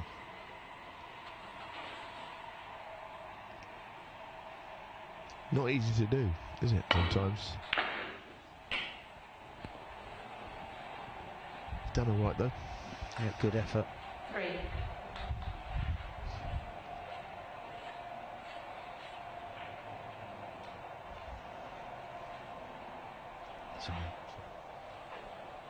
Choice of reds, neither are easy.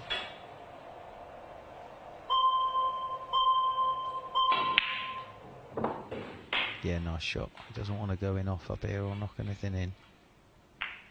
Oh, that's not a bad little nudge, is it? Oh. What dreams are made of. Dare to dream. He's calling all the shots here, isn't he? He's just got the edge, it seems. There's Matt Ford.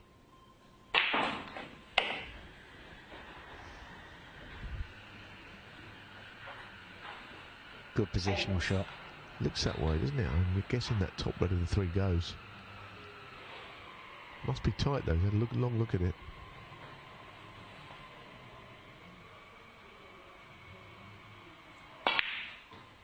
Oh, we'll never know, I suppose. Matt Ford, 8. It's that red that's causing the problem to the left of the pink and the black. You know, it's stopping either player sort of getting close to them and sort of making some sort of frame winning break, because the reds are spread lovely now. Oh, that's what he wanted, something to go in, and now is there a colour to follow it? Wow. Blue will be a big shot, but he's going to have to take it on, I think, and knock it in, get the blue on the spot and start scoring here. Steve Bird.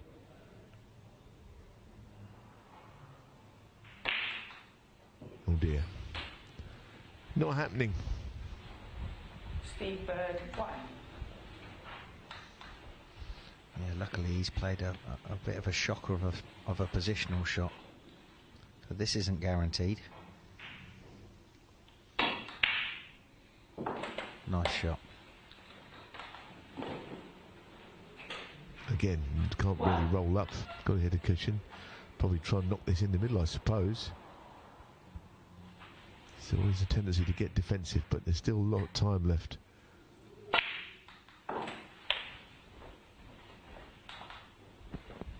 Yep, he's playing so much better than he did last night. But that's happened every week, Neil. Every week. This is the 3rd week on the trot. The players that have had a nightmare on the Monday night, have played a lot better.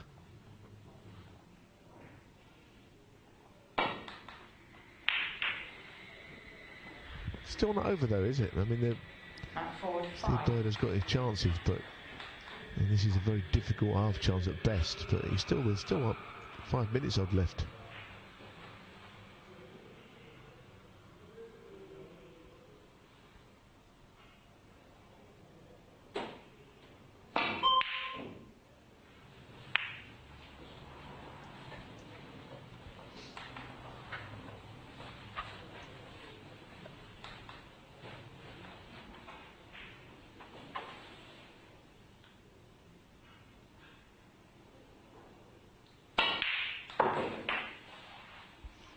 If he gets a nudge here, now this could be the moment where he puts this match away. I think if he gets himself 20 or 30 here, then surely it's lights out.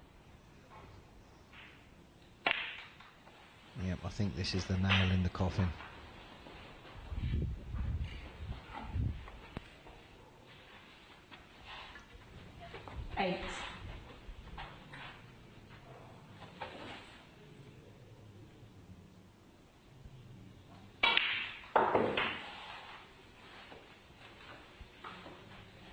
9.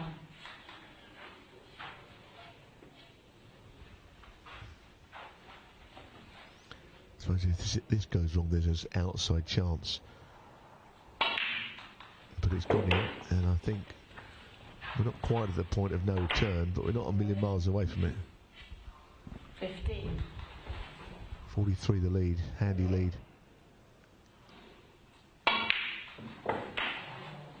So 16. it's black and a red, and never mind how long's left, there won't be enough points left.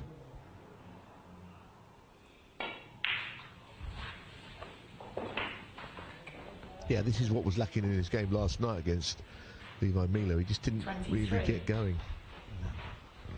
No. Like I say, these players have dreamt all their lives, if they haven't played on the telly, to play on the telly. You know, it's massive for amateurs, you know. Not all of these players in this tournament have been a professional. No, that's right. He's just got a little bit of a spring in his step at last now. He looked like a man with the world on his shoulders last night, but not tonight. Completely different player.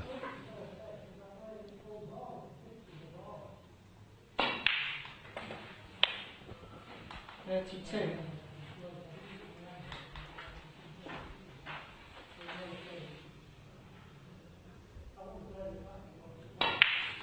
think sometimes in this 15-minute format you get behind early and you're always a bit twitchy, you're trying to play catch up. It never quite happens, but if you settle in early, you can see what people are capable of.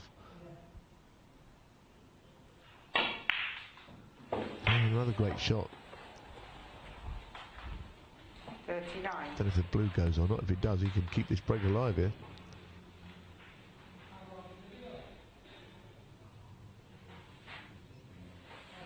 That's going to be the brown.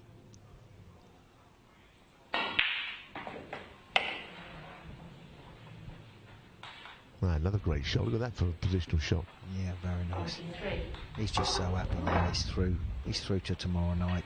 He's got a match under his belt. Everything's going in. He's thinking, oh, he's over the moon to not have played as badly as he did last night. And it's a confidence builder. 44. You know, he's coming back to play the second semi-final against Dean Sycamore, where he'll be favourite. I think he will. I think he'll be favourite, so the draw's opened up a little bit for him. He'll be here tomorrow night. 47. 47 break. Still time to clear these, I think.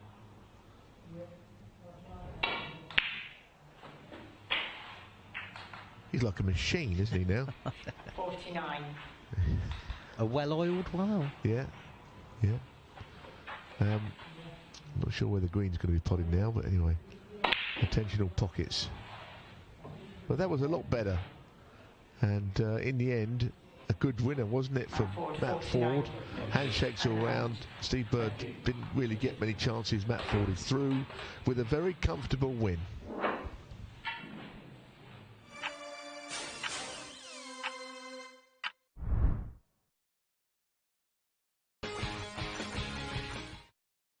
I'm deal. Okay, now, you can have a great first day. I promise, right? Your donations helped 3D print his heart to guide his surgery and saved his life with a groundbreaking innovation.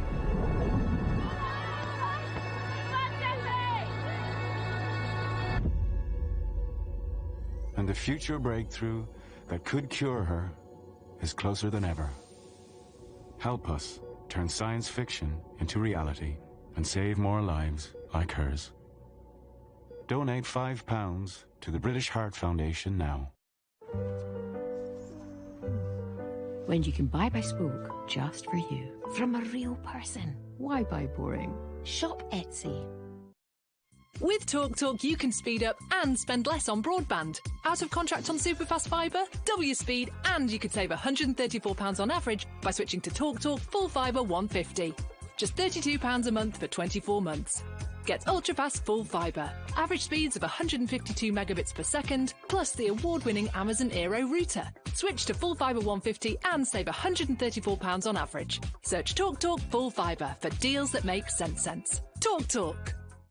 My friend told me about Plum last year. One app where I can save, invest and manage my money. It's so easy. Download Plum to get started today.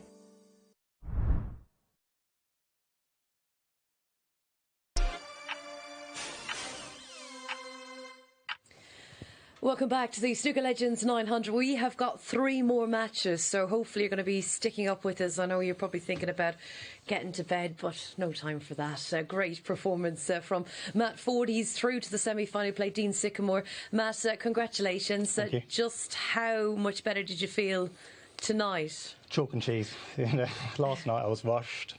Today I felt more composed, and I'm a potter really, so yeah, potting came through there. Neil said in commentary that there was a spring in your step and that looked like you had the world on your shoulders last night. I don't know if he was taking it a little bit too far, but it's quite nervy out there, isn't it? Because you haven't played on TV all that much, or ever maybe? Ever, no, never played on TV. Right.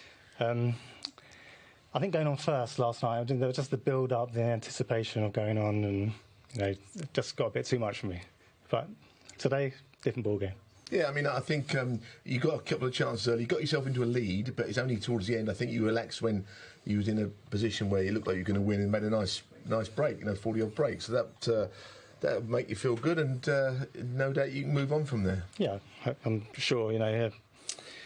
I'm playing well. I didn't play. Last night was terrible, but today, I feel I had a good practice session this afternoon, and I'm playing good snooker. Just how much practice have you put in for this tournament? Because I know so many of the players have been building up to it for weeks, and even Levi Meiller from Canada, he's telling me he's been practicing for 20 hours a week. I haven't been doing 20 hours a week, but it's been a bit stop-start my practice, because last week I was unwell, so I couldn't practice much.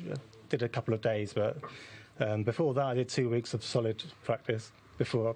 Prior to that I didn't play all summer, so just get myself back into it, really. Okay, and how do you practice? Because Neil, you were chatting about seeing Matt come to Ealing. You used to come to Ealing and play basically on your own most of the day, didn't you, when you was up there? Yeah. Solo practice, you happy with that, yeah? I'm happy to do solo practice. I've got John Hunter's app. Okay. I know people have got that. Yeah, it's good. It's a great app. Lots of drills and practice routines, and I use that. And I do my own. I'm happy to play. I go to matches as well. I play practice matches. Sure. I go to Waterlooville, play Connor and Jamie and Billy here occasionally. Mm-hmm. So, I think after yourself and Aaron Canavan talking about the Q-Stars app, he said it's just invaluable, so I'm sure everyone will be downloading it now. Very, very good. John Hunter will be delighted with this, won't he? Right, you're through, and you can only get better, I think. Yep, I feel good. Good. Well done, good. mate. We all Cheers, feel good. thank We're just ready for our little nightcap here, so hopefully you're going to be sticking around and tuning in to the final 3 matches, 2 semi-finals. We'll see Matt back.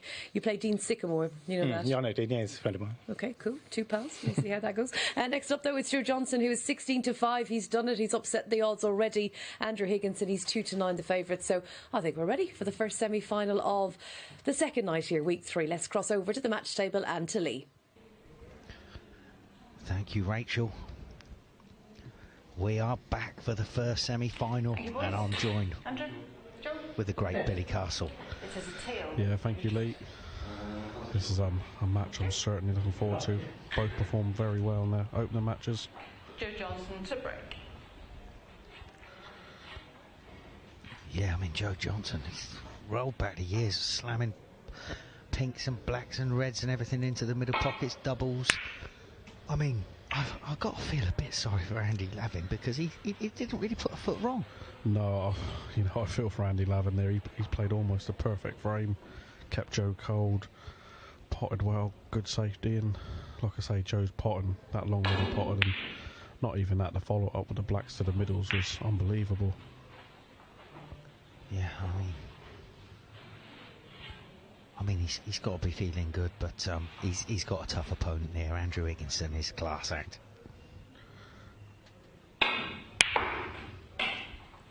One. He was up off that, Billy. Well, I think, seeing Andrew, that he's very happy that he's through to tomorrow night's final, so I won't be too surprised to see Andrew go for a few. He won't play so tight and as cautious as he did in the last frame. Very true. After the first matches have been won on the Monday and Tuesday, the players that have won their match know they're in Wednesday's final, and that's what counts. The rest of it is a bit of practice on the table and a chance to earn a few quid. Yeah, well, that's how I looked at it. That's why I didn't hit a cushion. It wasn't me bringing it up at this time, Billy. It'll be, you know, Joe's looking at this pot.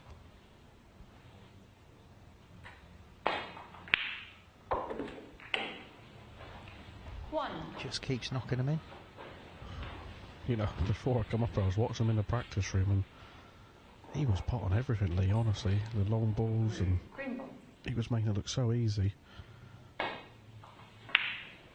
would have hated playing him when he won the World Championship like that year.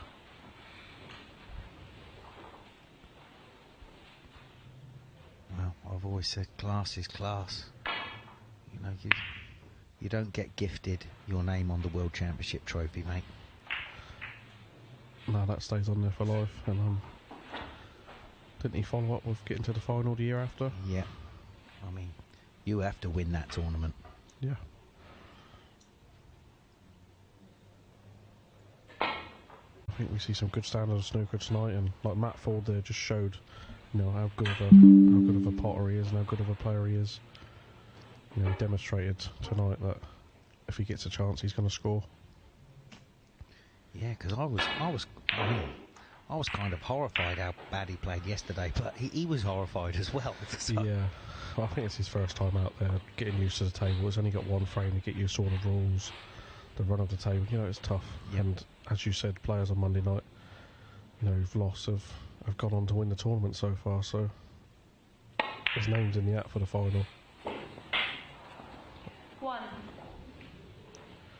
Joe's got a chance here. You know, I think that black goes in the left pocket if he can just roll this yellow in. Yep.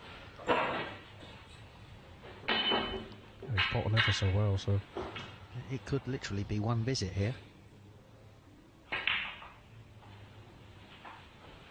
He doesn't want to listen, does he?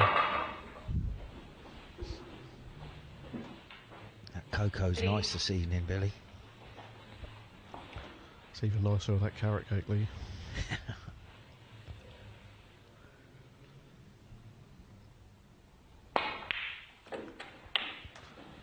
Costing me a fortune, Billy. He's got the pace of the table as well, and he's wearing one of my shirts, isn't he? Oh! Joe Johnson, 4. Yeah, I think that pink's gone up there a bit. You know, players have been saying that this week. It's going up to the far corner. But he doesn't want to leave Andrew a chance like this.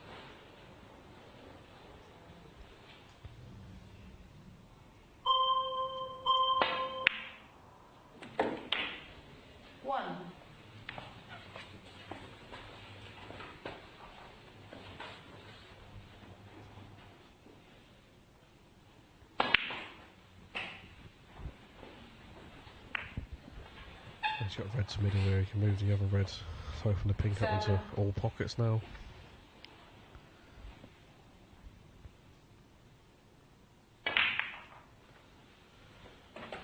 Yep. 8. This is, it definitely looks like the beginning of the end. I know he's only just taken the lead, but when you've got these simple little stun shots around the pink, and all the reds are there, he's got 14. Plenty of time. I know he plays quite quick, Billy, but, you know, if he just slows down a fraction just to make sure maybe he's not his normal speed, 15. His normal tempo, but he's absolutely sitting pretty here.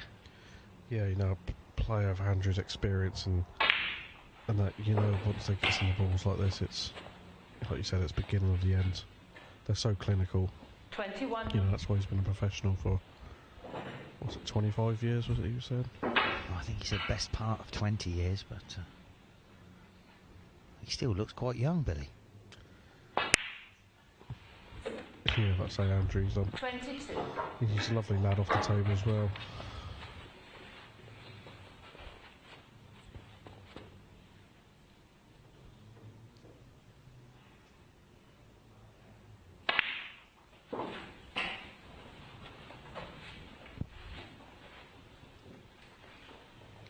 28.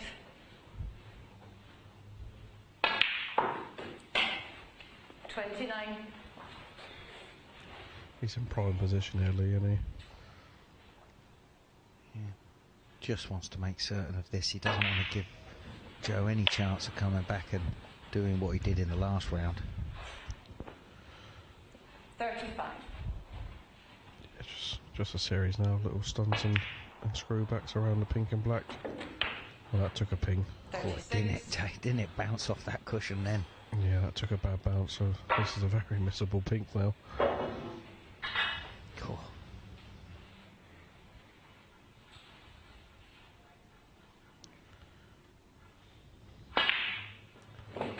Oh, great shot. Yeah, that's a lovely shot from Andrew. He's got angle on the red here just to run off the side cushion. Get that black on its spot.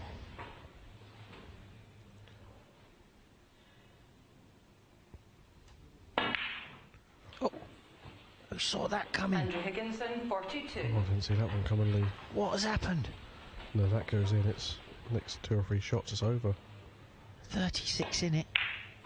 And Joe's looking pretty here for the next 24 points 20 at least. Probably, yeah. You know, if he takes these 4 reds around the blacks, that's 32 points. Oh dear. Oh, would he decide to try and flick the red out now, Lee? I think it's too thin.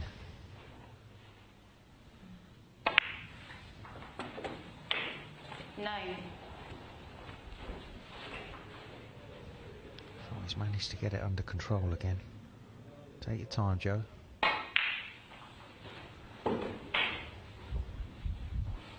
Like we said, you don't want to give him a chance of getting back into any sort of frame. What did I say? You know, the way he's playing, like I said, Andrew there should have just took a moment. It's coming off quick off that cushion, Billy. Yeah, that cushion, so all of a sudden, it's coming off a lot quicker than it's going on. Oh. Joe Johnson, 16. That's a poor miss. Oh, it could be snookered when he comes back to the table here. He's got a big target behind the blue and brown. He's got the green to cover the reds. You know, the clock barely got going then when he's missed that black, Billy. You know, all the time in the world there. Just make certain, you know. He's got another 6 minutes left. He's only 20 behind. He would have been 13 behind.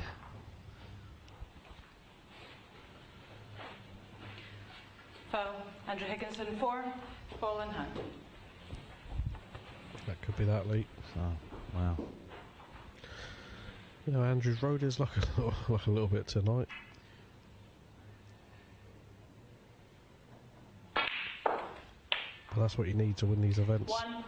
Yeah, you need a little bit of of course, of good fortune on your side.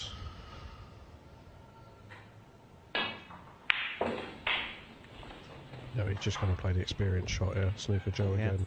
Knock it round the table. 8.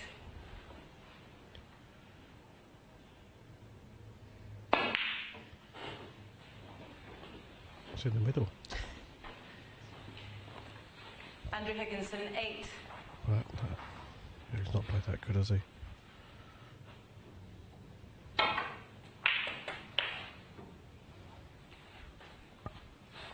One. Can't do this, surely. Oh, this is a big pink.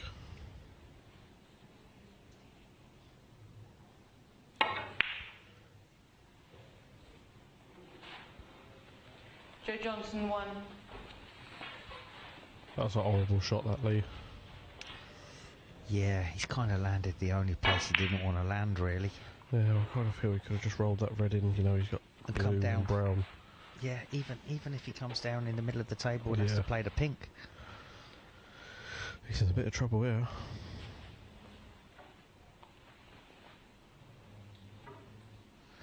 Extreme right-hand side on this white ball. Great shot.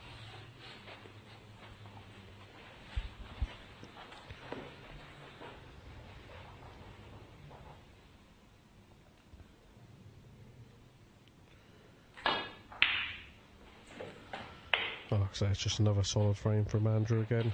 You know, he did look good there, but he just seems to be rushing one or two little shots that, you know, if he had just took a little more time on that red, he was perfect on the black, 2 reds over the black, and it was game over. Although he has won it, but you know, another day that could come back to bite you. That's what I mean. He could do with just slowing down, Billy, when the balls are open, because he fancies he's going to pot them, or we fancy he's going to pot them, and when he doesn't, he's left too much time on the clock for the opponent to get back into it. And with a player like Andrew, you know, 14. he's always playing in areas, so when he does miss, he's always going to leave something. Yeah. I know, he's played a good frame here. 20 and the frame. Well, that's it, folks. That's the end of the first semi-final, and that's Andrew Higginson through to the final. He beats Joe Johnson. We'll be back with the second semi-final after this break.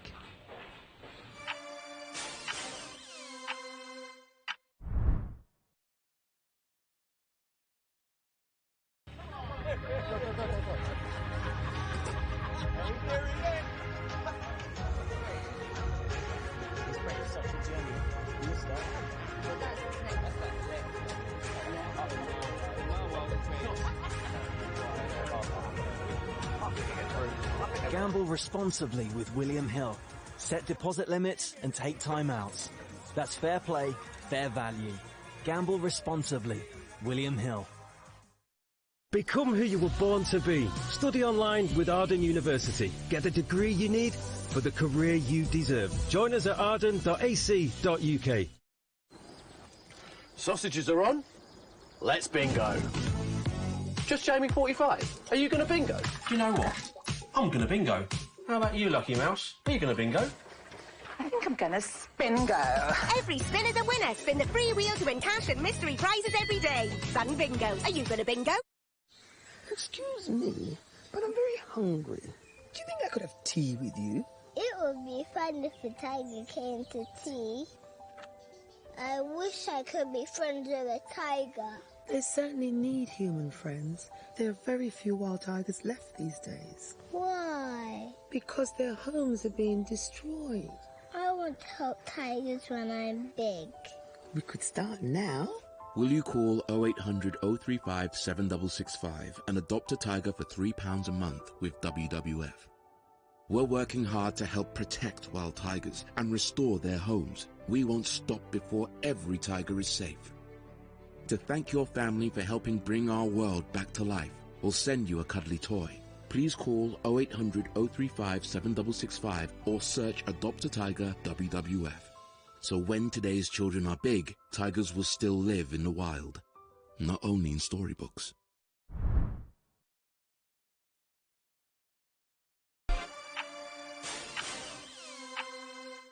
Hello there, great that you're still with us, tuning in to the Snooker Legends 900 tonight. We're just about ready for cocoa time. We've had our nightcap and we're not going to bed, and hopefully you're going to be sticking around. We've got 2 more matches for you, semi-final and of course tonight's final. We're going to get straight into the next match and chat about Dean Sycamore and Matt Ford. The odds for this one, I think it's probably a difficult match to price up, even though the bookies have gone strong favourite. Matt Ford 4-9, Dean Sycamore 13-8, and I have to say both of them, they haven't really been all that convincing, and I think they're pretty much coming into the studio, they were both nervous wrecks, weren't they? Yeah, I mean, Dean, he's never experienced anything like that.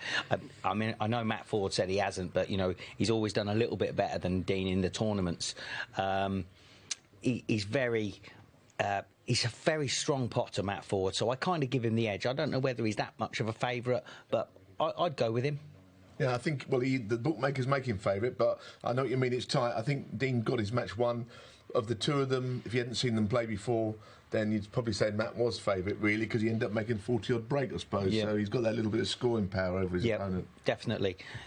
But Dean, you know, he played a good, solid game against Mark Anderson. He didn't really score as heavy as Mark wanted to. You know, he's been practising well, he said, and he's been playing well. So, but all of a sudden, you get out there, you know, it's head in shed time. Well, I hope we don't have any heads in sheds. We've had some high-quality snooker already tonight, haven't we? We have. I mean, I'll tell you another thing tonight. Andrew Higginson will be favourite against whoever he plays in tonight's final. I think the bookmakers have him as a strong favourite because, you know, he's a player that's just come off the tour. So he's got that over everyone else, but doesn't mean he'll necessarily win. No, absolutely. He's had to ride his luck a few times tonight, hasn't he? Yeah, I mean, earlier he was playing a red in the middle and he caught the red next to it first and it still went in, and that red opened up the pack. Beautiful. Yeah, it's just what we all dream of. Right, well, look at sometimes luck favours the brave and all of that, and he's a terrific player, and he's going to be in the final. But who'll be joining him? Dean Sycamore, Matt Ford. I think you're kind of both edging towards Matt Ford. Would that be fair? I think Matt Ford will be in the final, personally, on what I've seen. Okay. Yeah, me too. All right. Will I say me three? Yeah, why not? Who knows? We could have another surprise. We've seen plenty of shocks tonight, of course, Joe Johnson being one of them. More on that later in the show. For now, though, I think we're ready. Let's join them then at the match table. Dean Sycamore, Matt Ford, and we can now join Billy Castle in the commentary box. Yes, welcome back, folks. Thank you, guys. It's our second semi-final tonight. It is a tail. Between Dean Sycamore and Matt Ford. Dean Sycamore to break.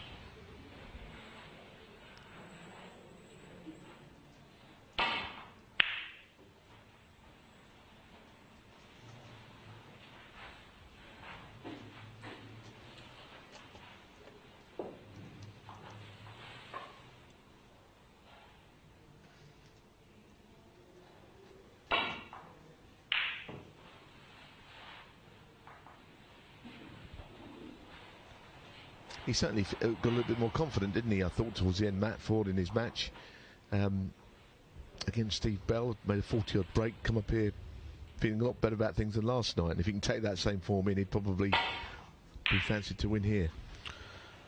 Yeah, well, last night he didn't do himself any justice. We know how good of a potter and a scorer Matt Ford is. He just showed us there, how fluent player he is. Of course, winning that match means you'll be here tomorrow, so that's the other thing, that all of these winners from their first match tonight will be able to comfort themselves with. Only one can win tonight, but all of them will be in the draw, which we're going to be doing actually after this frame for who plays who tomorrow night. A very important draw, I think.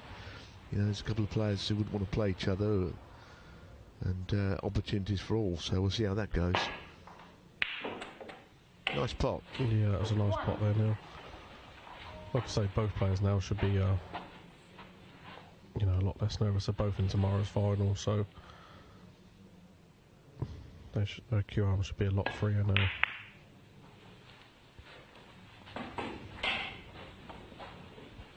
It's rolling it in off the top jaw. 8. It's got to try and, I don't think you can avoid the black here. I don't think you can. Play a cannon on the black, bring the black into a potable position. He's missed it. Oh, that's okay. That's even better. I didn't know he could get through there, but he has done.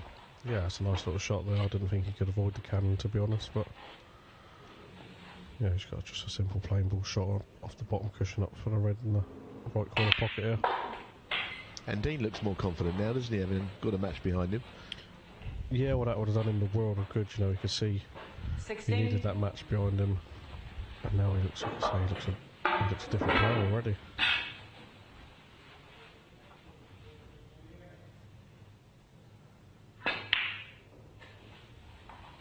We managed to put the jinx on him anyway. Got 16 out of it. And now Matt Ford with a chance of his own. Yeah, I kind of feel Matt now he's in that rhythm where if he gets a chance, it's a tough opening reds, but I think he could score a few. He's a confidence player, Matt. No, pink go in the middle. 1. No, it's a funny shot, wasn't it? I think he overdid it for the black. Yeah, I think the cushions are playing a little bit more, pingier tonight. Bouncy, aren't they? Matt Ford 1. But still, there's some money on the line for this match, so there is a bit to play for. Yeah, and also, you win tonight, you go into tomorrow feeling good about things. So we'll keep an eye on that.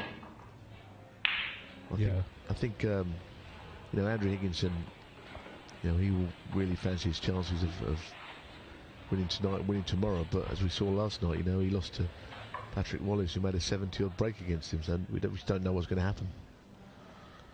No, I don't think Andrew would want to see him drawing Patrick in the first round tomorrow night again, because Patrick made a brilliant one-visit break against him last night.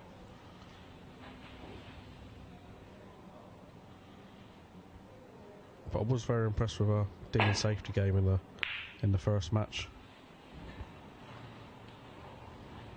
He's played another nice safety shot there now. Very good. Yep. No one likes playing from underneath the cushion, I can tell you that. That's why we play safety shots like that, putting distance between the balls. You can only see the top of the cue ball from there. That's not a bad follow-up. He hasn't got all the way back himself, but again, there's a distance between the two balls here, so this is not easy if he takes it on this red to the right corner. No, this requires, like I say, good cueing. That's a screamer. Wow, what a pot that was now. He certainly settled down.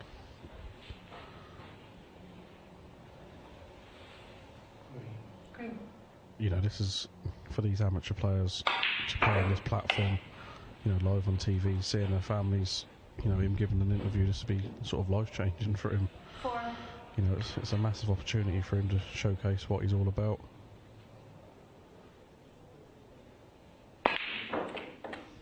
Yeah, I mean, playing on the TV for the first time, you know, you don't really ever quite know what your game looks like from the outside. It's your first chance to see it. And what was your first ever TV match? I think my first TV match was Neil Robertson in the British Open. Oh wow! You actually commentated on it. The British, or was it the English or the British? The English Open. Yeah, sorry. because I think you played him twice, didn't you? I played him twice. I think it was the last 32 of the Northern Ireland after that. That's right. I had a couple of decent wins over there, and I met him again. And yeah, I remember you playing him in the Home Nations. Yeah, it's you know, it feels different because you know all your friends are watching. One. Yeah, it was a different feeling playing in your local club than when you're walking out playing Neil Robertson and the English Open in a big arena. Well, it's difficult for someone, you know, who's on the tour for not been on the tour that long. If you're on the match table, it usually means you're playing a Robertson or a Trump or a Selby or an O'Sullivan or someone like that, doesn't it? You know, you're always playing a top player. That's why you're on the table. Yeah, one of the worst experiences. That's probably the Welsh Open for me. I played Craig Steadman on one of the back tables after night time, and 1 o'clock the next day I was playing on the main TV table against Judd Trump. Tough work. Matt Ford. Tough work. And when he's putting a long red and clearing up run visit, it doesn't help. Yeah. It's almost like in those events that, you know, the top players invite you to play in their own backyard. That's why Judd and Ronnie, all these people are difficult to beat. Anyway, Dean Sycamore's got a lead here, almost halfway through. He's managed to keep Matt Ford out fairly well. You thought that there could be a turnaround, though? Yeah, like I say, he'd be happy with them two reds and the black being tied up a little bit. You know, he's playing a conservative frame here.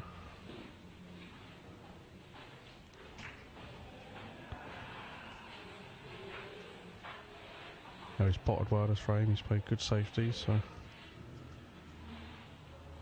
But Matt, you know, he looks a different player tonight than he did last evening.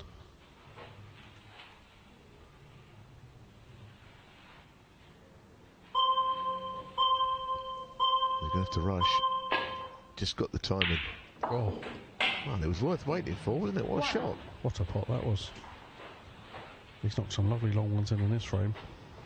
Now he's thinking, do I want to go for this? He's worried about the black going on its spot. He wouldn't be on the red by the black spot anyway when it's respotted, because it'll be in the way.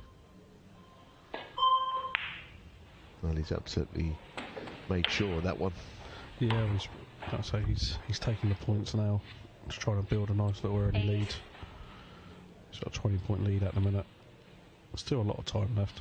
This would go against the odds, though, if he was to win this match, because clearly Matt Ford was favourite. We all went for Matt. It's doesn't mean much, really. We've seen at him, he's not been great, but, you know, a lot of people would have expected Matt Ford and what we saw in match 1 to win this, so if he is going to win it, he's going to have to get his skates on. Yeah, well, I think Dean, you know, I think he's seen a lot of Matt playing the seniors, because what I'm watching here at the minute, he's not giving him a sniff, really.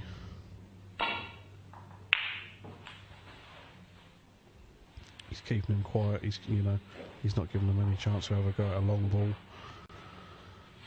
But that's a nice safety shot from that.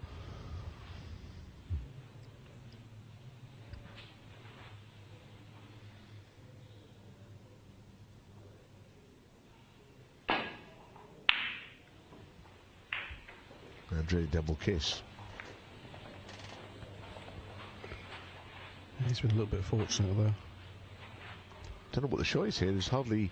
I mean, it's hard to go and play up the table with all the reds up there, the red near the left middle. You wouldn't want to leave that, so what do? You have to do something, though. Not sure you can see that red below the black. You know, play it on the bottom cushion, white on the side cushion, back up. Well, that's what you do. That's a good shot. Pot one is what you do. Just pot one. That was a brilliant pot, Neil. It was, and now he's behind on the scoreboard. There is an argument that he's still favourite because he could get himself in front on this visit. Yeah. You know, he's got 4 reds exactly where he wants them.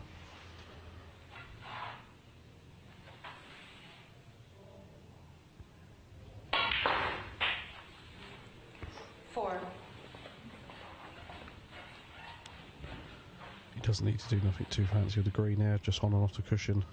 Red back in the middle.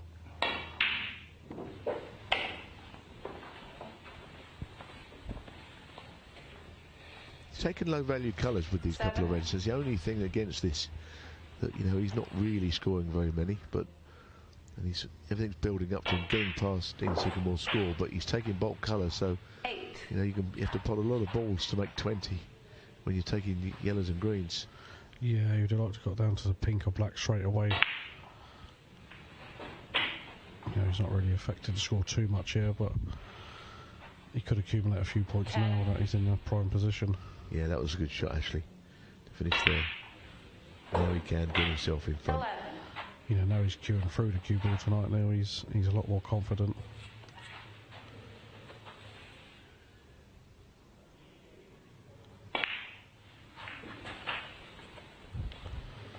I wouldn't have thought he played that little nudge, but anyway, I'll take it. Yeah, I don't think he meant to play that. 17. Still behind, though. Only by 3.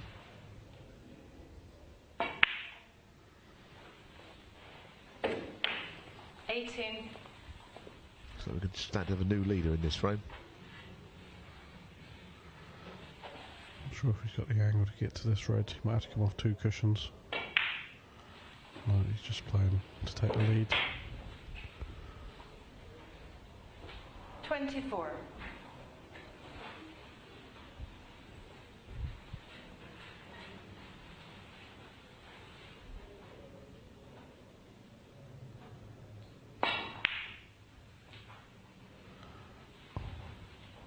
Matt Ford. Ooh. 24. I don't think he's quite got him completely. May have got him mostly anyway. If he'd been tight behind yellow, it'd been a horrible snooker to get out of. 1 cushion, I think, now is all it is. Needs to hit it though, doesn't want to finish short. Ball in hand would ensue. Yeah, he's okay.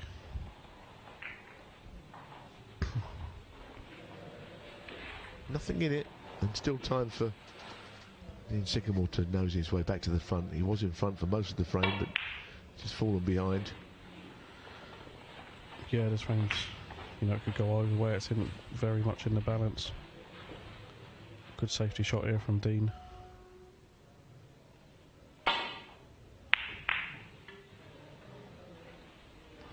Looks good, this looks very good, doesn't it? This is a brilliant shot. What a shot. Well, that could change things, because this is a pretty vile snooker to be in. Yeah, like I said, I've been very impressed with Dean's safety play tonight, and he's pulled out another one now. Clock's ticking down as well. This is not nice. Oh, great shot. Yeah, that's really good. That's a lovely shot there from Matt. Like I say, Dean can roll this in. He's not got to do too much of the cue ball here. Oh dear. They're never easy down the cushion, but I thought he would have a chance of getting that. Now, Matt Ford is not going to be rushed now, because surely, you know, if he puts red in the colour, it can take 25, 30, 35 seconds out of the game by all that. Yeah, he's not going to be rushing here. Oh, he's going to run out of time. No, not quite. I mean, putting all that equipment on. He's very close. He's a bit casual there, putting his extension on. Say, pot this black. Just run down the clock a little bit.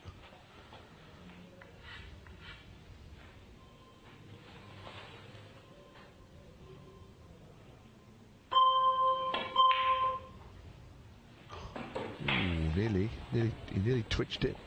He just fell in. Oh, I wiped his feet.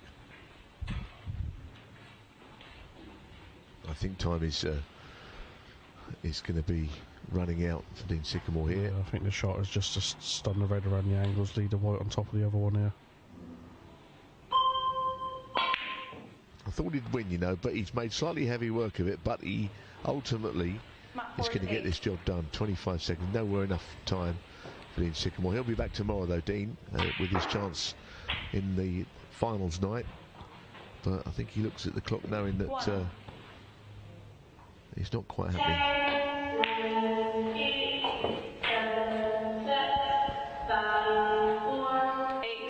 Well, there you have it. The favourite wins, not without a few alarms along the way. Matt Ford beats Dean Sycamore. He's into tonight's final where Andrew Higginson, former tour player, awaits him.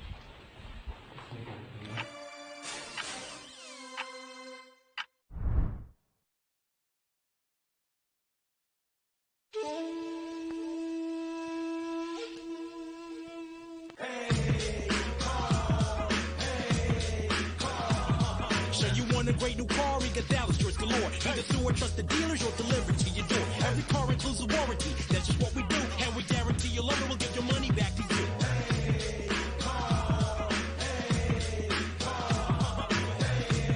Search heycar.co.uk. My friend told me about Plum last year. One app where I can save, invest, and manage my money. I've got automatic savings set up, so I'm building up money without even thinking about it. I started off investing in a couple of funds. Then, as I've gained confidence, I've started investing in individual companies too. It's really easy. Now, every month, I don't just spend my money or let it sit in a savings account like I used to. Download the Plum app to get started today.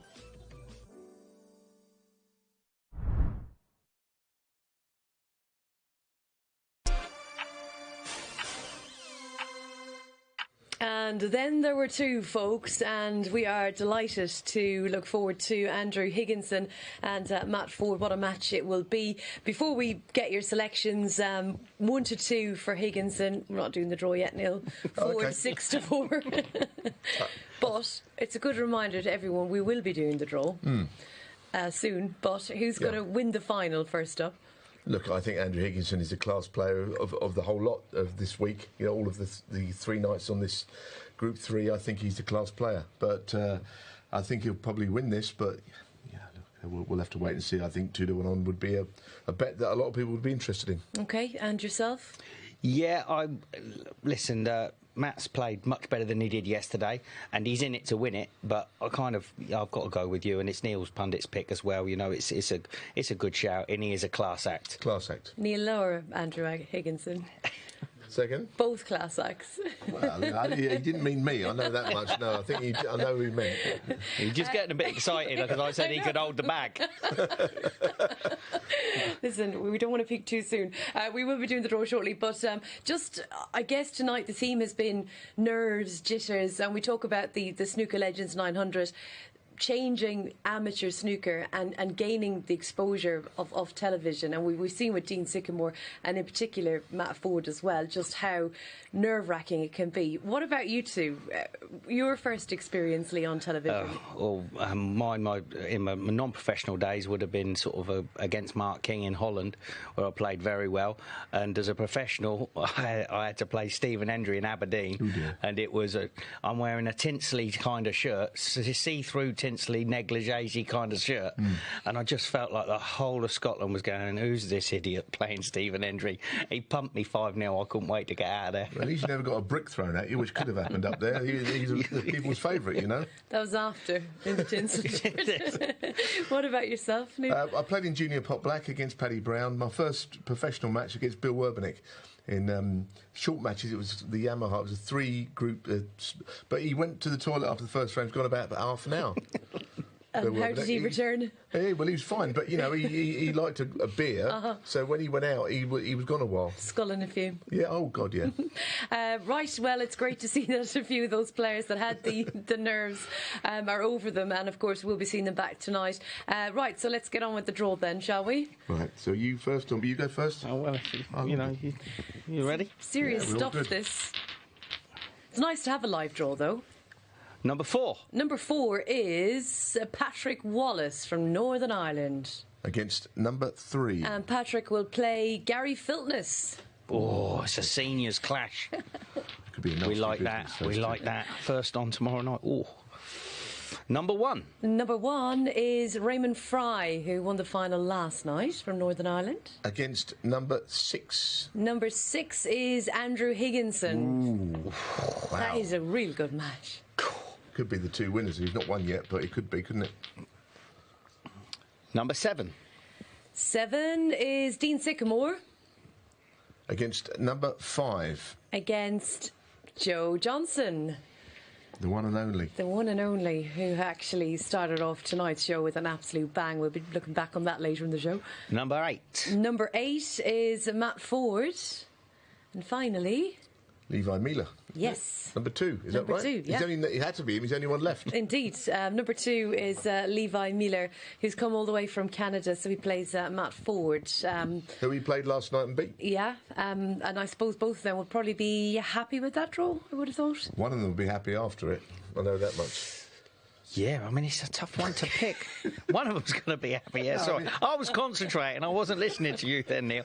Yeah, someone's going to be happy for sure, but it's there's some toughies there. He's beaten him once, isn't he? I mean, Andrew Higginson is going to have got the tough match, playing Raymond Fry, who looked brilliant last night, so...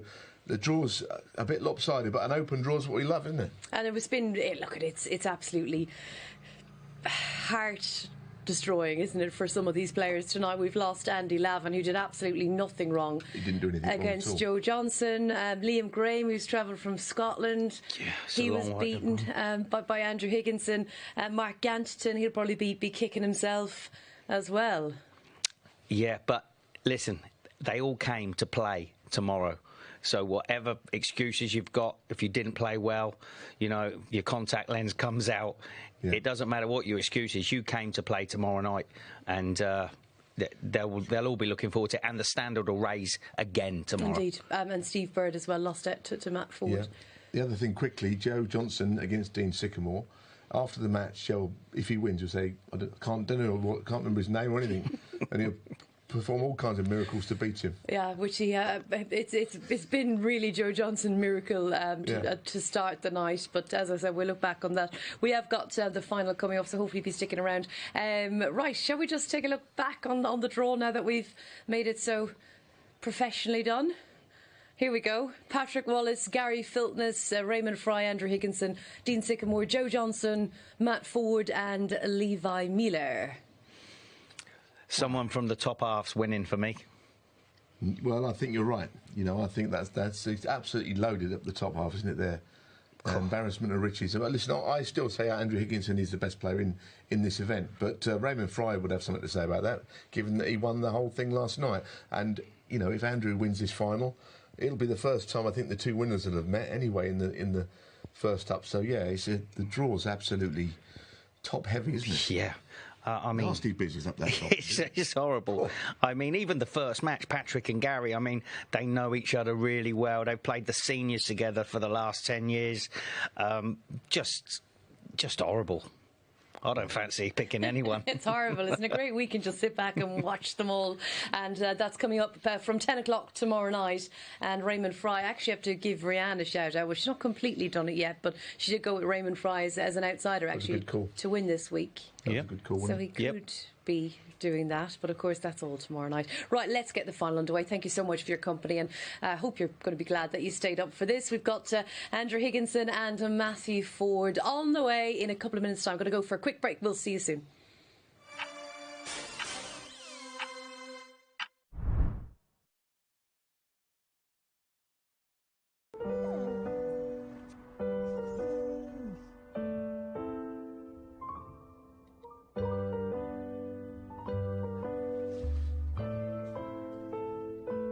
when you can buy by spoke just for you. From a real person. Why buy boring? Shop Etsy.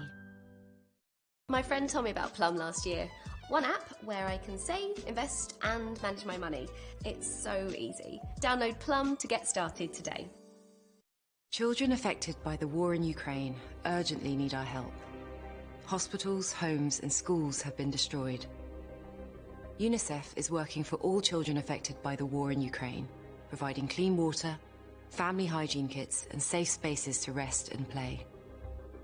To find out how you can help, search UNICEF Ukraine online or text PROTECT to 84901. UNICEF is there for children in Ukraine and those who've crossed the border, delivering life-saving supplies to hospitals, communities and border crossing points. With your help, UNICEF will be there for as long as children need us. £25 could help provide emergency supplies like safe water, maternity kits and essential vaccines. Search UNICEF Ukraine or text PROTECT to 84901 and help children caught up in this terrible war today.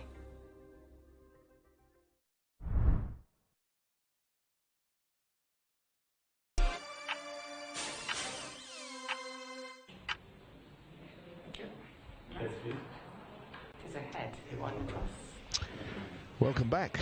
It is the final, and Matt Ford to break. Matt Ford is breaking off here. Referee Mark Beale in charge, but he's playing Andrew Higginson. I mean, I was going to say to you, Lee, Richardson is alongside me, that you know, it is a field of amateur players, but they're all coming from different directions, and obviously, you know, Andrew Higginson's coming from like 20 years on the tour, so he is an amateur player. That's why he's in the event, but he comes here with a bit of a head start on everything he's achieved in the game.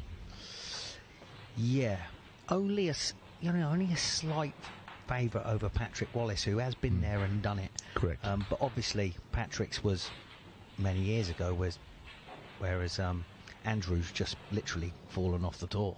Yeah, I mean he has, and he still plays in the odd event. But yeah, I mean it's going to be interesting to see this. I think that 2-1 on was a fair price. Obviously, some people don't like to bet the odds-ons, but if you did, you might just think that Higginson is like a, you know, he's a bit of a Rolls Royce, you know, in this kind of a scenario. But we'll see. We'll see. Yeah, it's a great start by him, isn't it? Great plant there with safety in mind. Yeah, I mean that was no easy plant. I mean, there was distance between those two balls. Yeah, he could roll up to the, not the brown, but he could roll up to the green and knock the brown on the cushion in doing so, but he's not done that. Just under that bolt cushion can't really be a long shot, can it? No.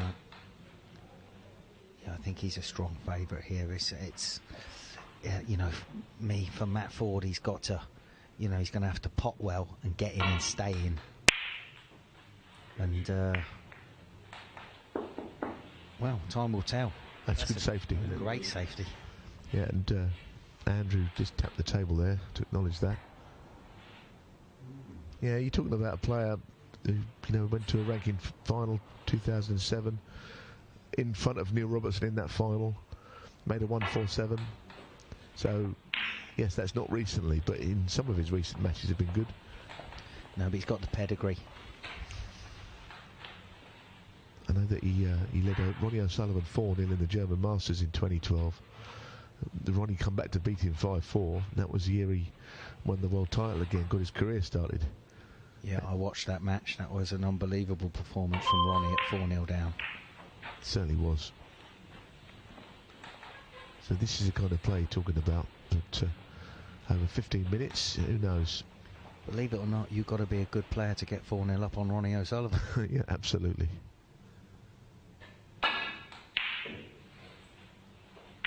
We built him up anyway. Yeah, he's on him now, isn't it? The whole thing. Looks like I can plant those two reds up the table, but can't get to them.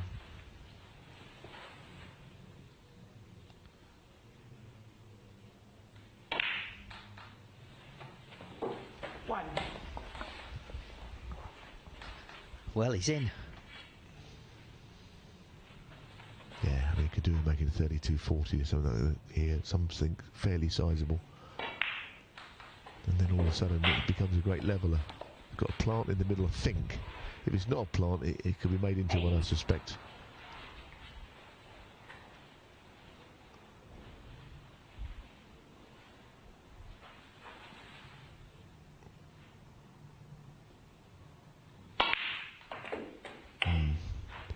It's not quite gone to plan. It's a queuing test, this one, isn't it?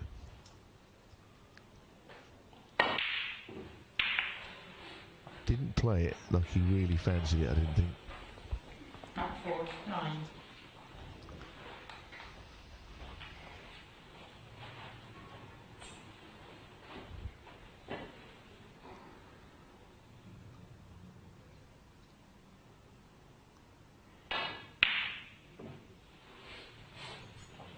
Well, that was a good chance.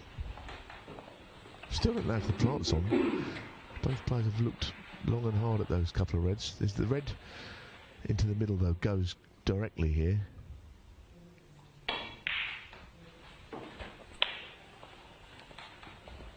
One. Oh, I think that's laid on the brown there. It stopped him going for the blue. For me, I'm not exactly sure what colour he's played for there, Neil. He's about lucky to finish on top of the brown, I suppose, isn't he? But yeah, he may have played up on the blue, I'm not sure.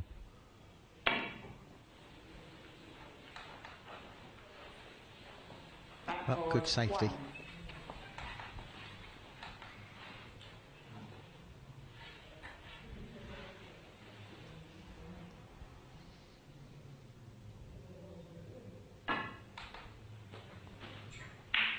So we know who these two players are playing tomorrow night, but it's just an extra £500 on who wins this frame.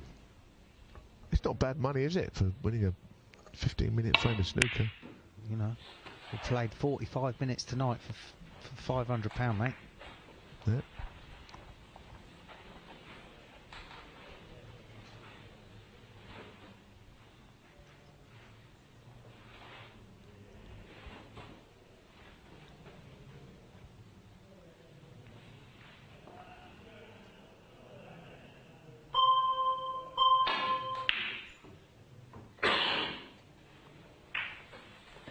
Bit of a sticky start for Higginson, this one. 6 minutes have been playing just under, and he's not really had anything much to go at, and what he has gone for he's missed. Yeah, that mid-range red into the left black pocket was a bit of a shocker. You know, that would have hurt him a little bit. He will have expected to score from that, Neil. He certainly will, but I get the feeling he believes at some point he'll get in with a clear-cut chance, and then maybe his class will tell. It's a great pot, but I don't know where his next ball's coming from. I mean, it's almost an argument he didn't want it to go in, actually. Cool, I'll let you pick this shot, Neil. Well, can he get to the black first thing? It's vile, isn't it? What a horrible position to be in. I think he's swerving. Nominating the black. Oh, he's managed to get the cue ball up the table. He's done well there. And as it goes in... Oh, that's grim, isn't it? That is grim. What a chance to take the red off the black spot. Yep. Matt Ford. That's what you got to do. The red straight off the away. black spot. What a chance. So the 2-to-1's not looking so great now, is it? But Higginson. Oh, too straight, isn't it? Terrible shot. One at an angle. God. How many times have we seen that this week? Ball in hand and a terrible shot on the first. People get a bit excited. I mean, yes, he's on the thin red. Cue ball's just coming across the table, maybe into other reds here. 8. So that means that luck comes into it.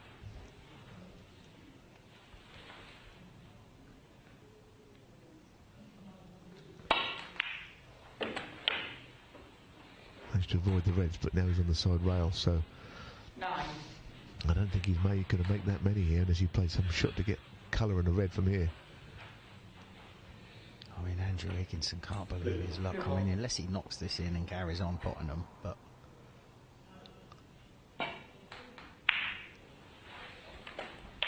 So here's the recovery shot on this next red. 14.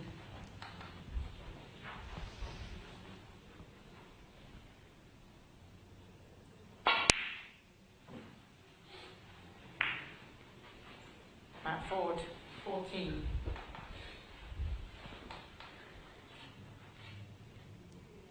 So I just got to watch the in-off in the middle pocket. Cool. He's been kept very quiet, hasn't he? Very quiet. I just consider him very lucky that he's not still suffering a massive break from Matt Ford after ball in hand. I expected a lot more than 14.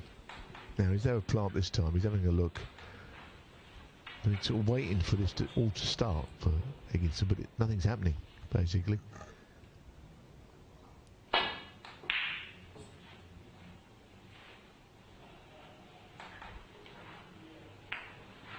He's got the hamper.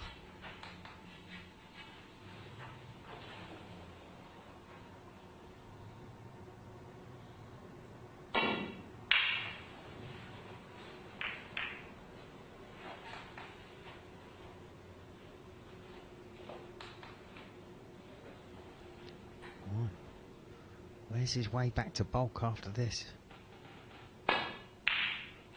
Oh, that's nice. Don't want to be involved when the red goes in so much, do you? But it was a good pot. 1. I must say, I didn't see that it was that easy myself.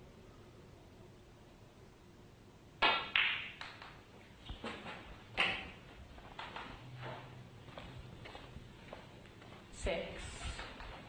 It's not perfect either, is it? In between. So playing the red along the black cushion. This could rattle if he's not careful. Yeah, good call. Bang on. See, just when you're pushing the boat out, Neil, it doesn't always go your way, does it? No, he's playing catch up now. I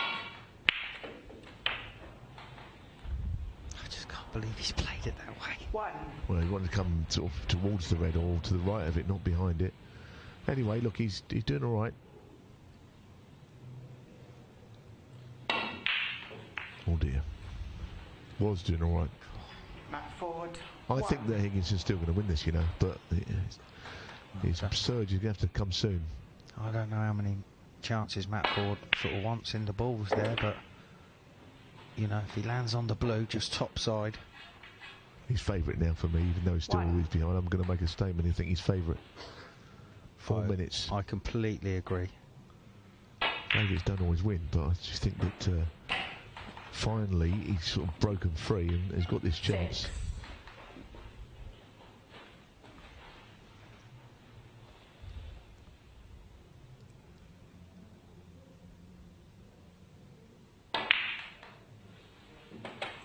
6.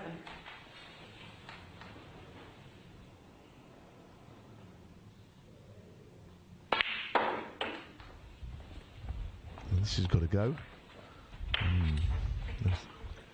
That's not a great shot here. 14. So he's still behind. He didn't seem to get a lot of topspin on that, did he, Neil? He could only hitting the reds harder, couldn't he? Oh dear. He needs the green to help him. Andrew Higginson, Oh dear. 14. Well, he may not be favourite anymore. It's head in shed moment. The trouble is he's going to hit the other red here. It's almost, this has to go in, doesn't it? It's the only thing that could get Higginson back in.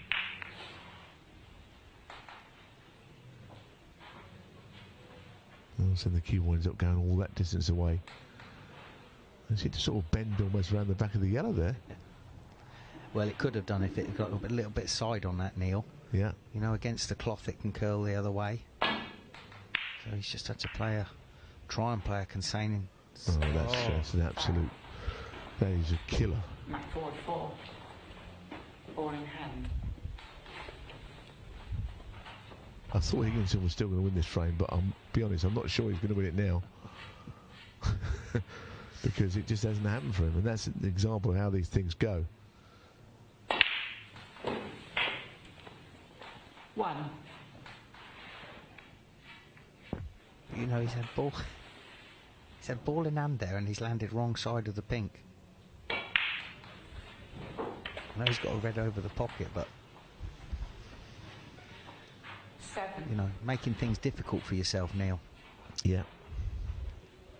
You don't want to be drifting away from the Reds. You know, the Reds are this end of the table. Stay down here.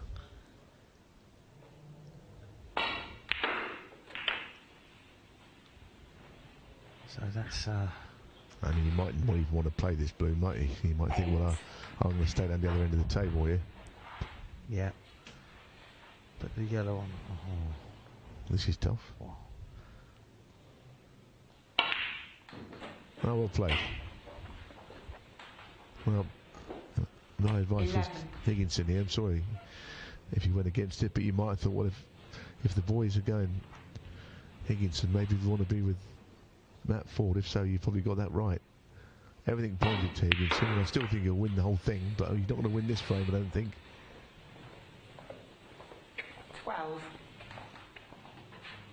Matt Ford has got himself to the front. He wants to run this clock down now for definite. Take your time.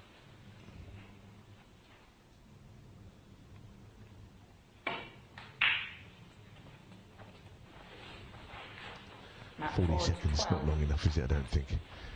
He needs to put almost all the balls.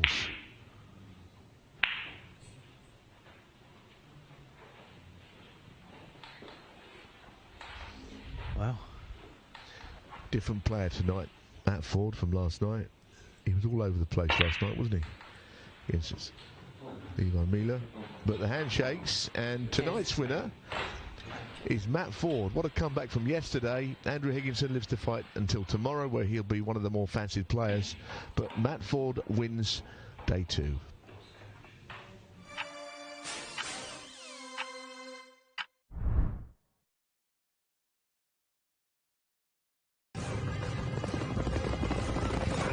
It's the final straight. Your horse is challenging for the lead.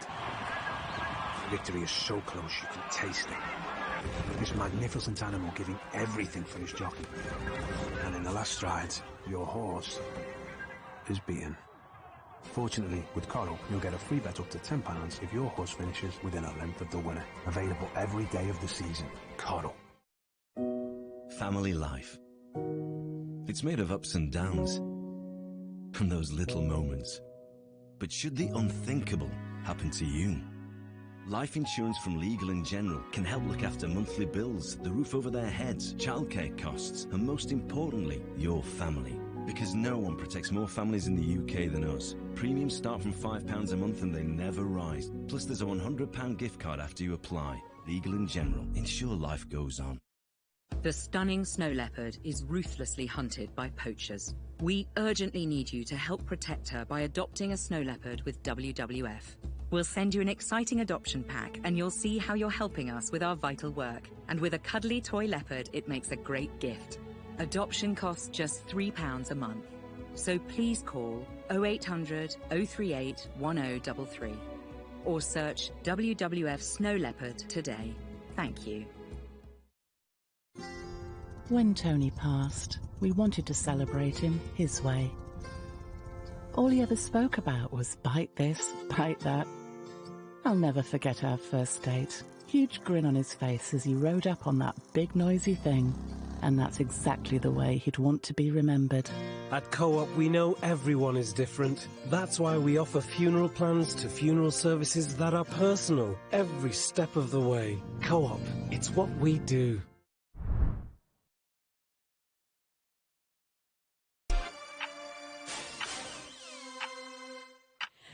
Welcome back, everyone, to the Snooker Legends 900, and delighted to be joined by Matt Ford, who is champion tonight.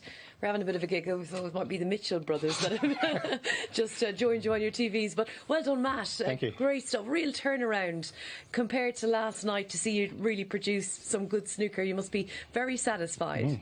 What a turn-up. No, I didn't expect to win tonight. I was hoping to get through to tomorrow, obviously, but really pleased. And to beat a quality player in Andrew Higginson as well. He's top drawer, isn't he? Andrew's superb. You know, I've always been a fan of Andrew, so gave me a few chances there. I played a couple of good safeties and put him on the back foot, but You did. Yeah, I mean, you've nailed the cue ball to the bolt cushion a couple of times there. Even when you just ran out of position, when you thought just clipped off the red twice across the table, perfect on it. Bang! And I said it in commentary. He's hit a perfect safety shot. Then you put a player under, but it doesn't matter how good you are when you're glued to the top cushion. Yeah, I was fortunate to get he missed a couple of balls that he wouldn't normally miss, but I'm just trying to cling on to that lead. I know there's only 2 minutes to go. I had a 20 slender advantage, but just try to cling on to it. Never feels enough, though, does No. it? It never does. They've been talking about your long potting in particular. We've had Billy Castle. I know you've practiced and played lots with Billy and obviously Lee as well. What about your safety game? Is that something that comes naturally to you? I mean, you're obviously a real attacking player. You know, you're very flashy with the great potting, but have you had to kind of think a little bit more about your game? My safety game needs improving, if I'm being honest. It's okay, but it's not up to scratch, It's really. the first time I've seen you play safe in 10 years. What are you talking about? It's like he goes for them, which is like the way we like to see it played, to tell you the truth. You know, I'm probably a bit too aggressive, to be honest, but I've always been like that, and I don't want to lose a match from bad safety, so I'm rather to You've got to go play for to the your balls. strengths, haven't you? So for sure. If you're not good at clipping them, you might as well go for them, and you are good at potting them, so... Thank you. It was good. You know... Matt, don't change. You're champion tonight. Yeah, I'm delighted. All positivity from here on in. Yeah, 100%. And you've got all that kind of nerves hopefully out of the way, because tomorrow's going to be a big night. Yeah, I'm looking forward to tomorrow night. Got Levi again, so we'll see what happens there. Well, you would listen. I think your head was in a bit of a jam jar last night, first match up, so things would be a lot different. Definitely. You know, and I would say you're in the better half for sure. You know, so it's good opportunity for everybody in the bottom half. You know, not just yourself, but you know, you've got 500 quid in your pocket and you're coming back with a little bit of confidence. So full of confidence. You know, and you've had a bit more time on the table as well. It's very handy, yeah. It's good experience. It's all good. Turned into a life coach as well as a pundit, I think. Listen, he's going to be watching that frame back later on. He's going to know I've given him a hard time, so I'm just being nice to him now. Fabulous stuff. Well done to Cheers. Matt Ford, who is champion tonight, but kind of is all about tomorrow night, really, in terms of the grand final, the 23rd of November. Let's just recap on how Matt became the winner this evening, and some fine performances from so many players tonight. Big performance from Matt in the final to beat Andrew Higginson. En route, he beat Dean Sycamore.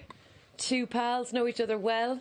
And he started off, of course, with a win over Steve Bird, the opening match of the night. So, great stuff from Matt. He's played well. He's played a lot better. And it's kind of sometimes players' strengths, isn't it, Neil? Who's, you know, to kind of play yourself into a tournament. Yeah, and you need a second chance sometimes, don't you, in snooker, and not everyone gets them. The players that come in today and lost didn't get that, because Matt showed us what he could do tonight. A totally different proposition. He's beaten a leading tour player.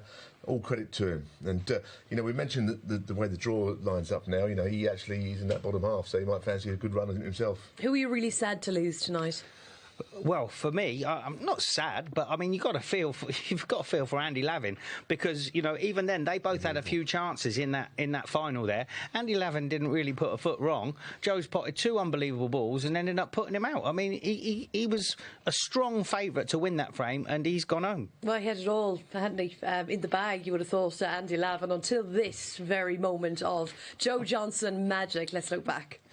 If this was the 86 World Final against Steve Davis, he would be crunching this right into the right corner. That's what he did for 2 days in that final, you know. He still does it now. He still can do it now. He's unbelievable, Neil. God, when his long game, he did as well against Steve Davis. Everything. If he got his hand on the table, the ball was in the pocket. Now, when this black spot's on the pink spot, does the red go? 8. I'm still not sure. The answer is it might not. Oh, look at the shot he's played there, Lee. 9. He obviously feels this is his visit. He's got to do something. Oh, it's just run a little bit too far. Can he get enough screw? Oh, he's going to play the black. This is massive, this shot. This is massive. Oh, what a shot. Oh. It's a perler. There is time here. He's 10B, he needs 4 pots from 16. here, and there's time. 17. Oh, he's a bit unlucky there. So where's the next red coming after this? back in the same He's pocket. coming, don't worry about that. Red and the black, and he's in front, and he's got time, although he's stretching here. 35 seconds, long enough. So he hasn't got to rush too much here, but he's going to have one more shot. Now, the black should be enough to win it. If this goes in, there'll be no time for Lavin.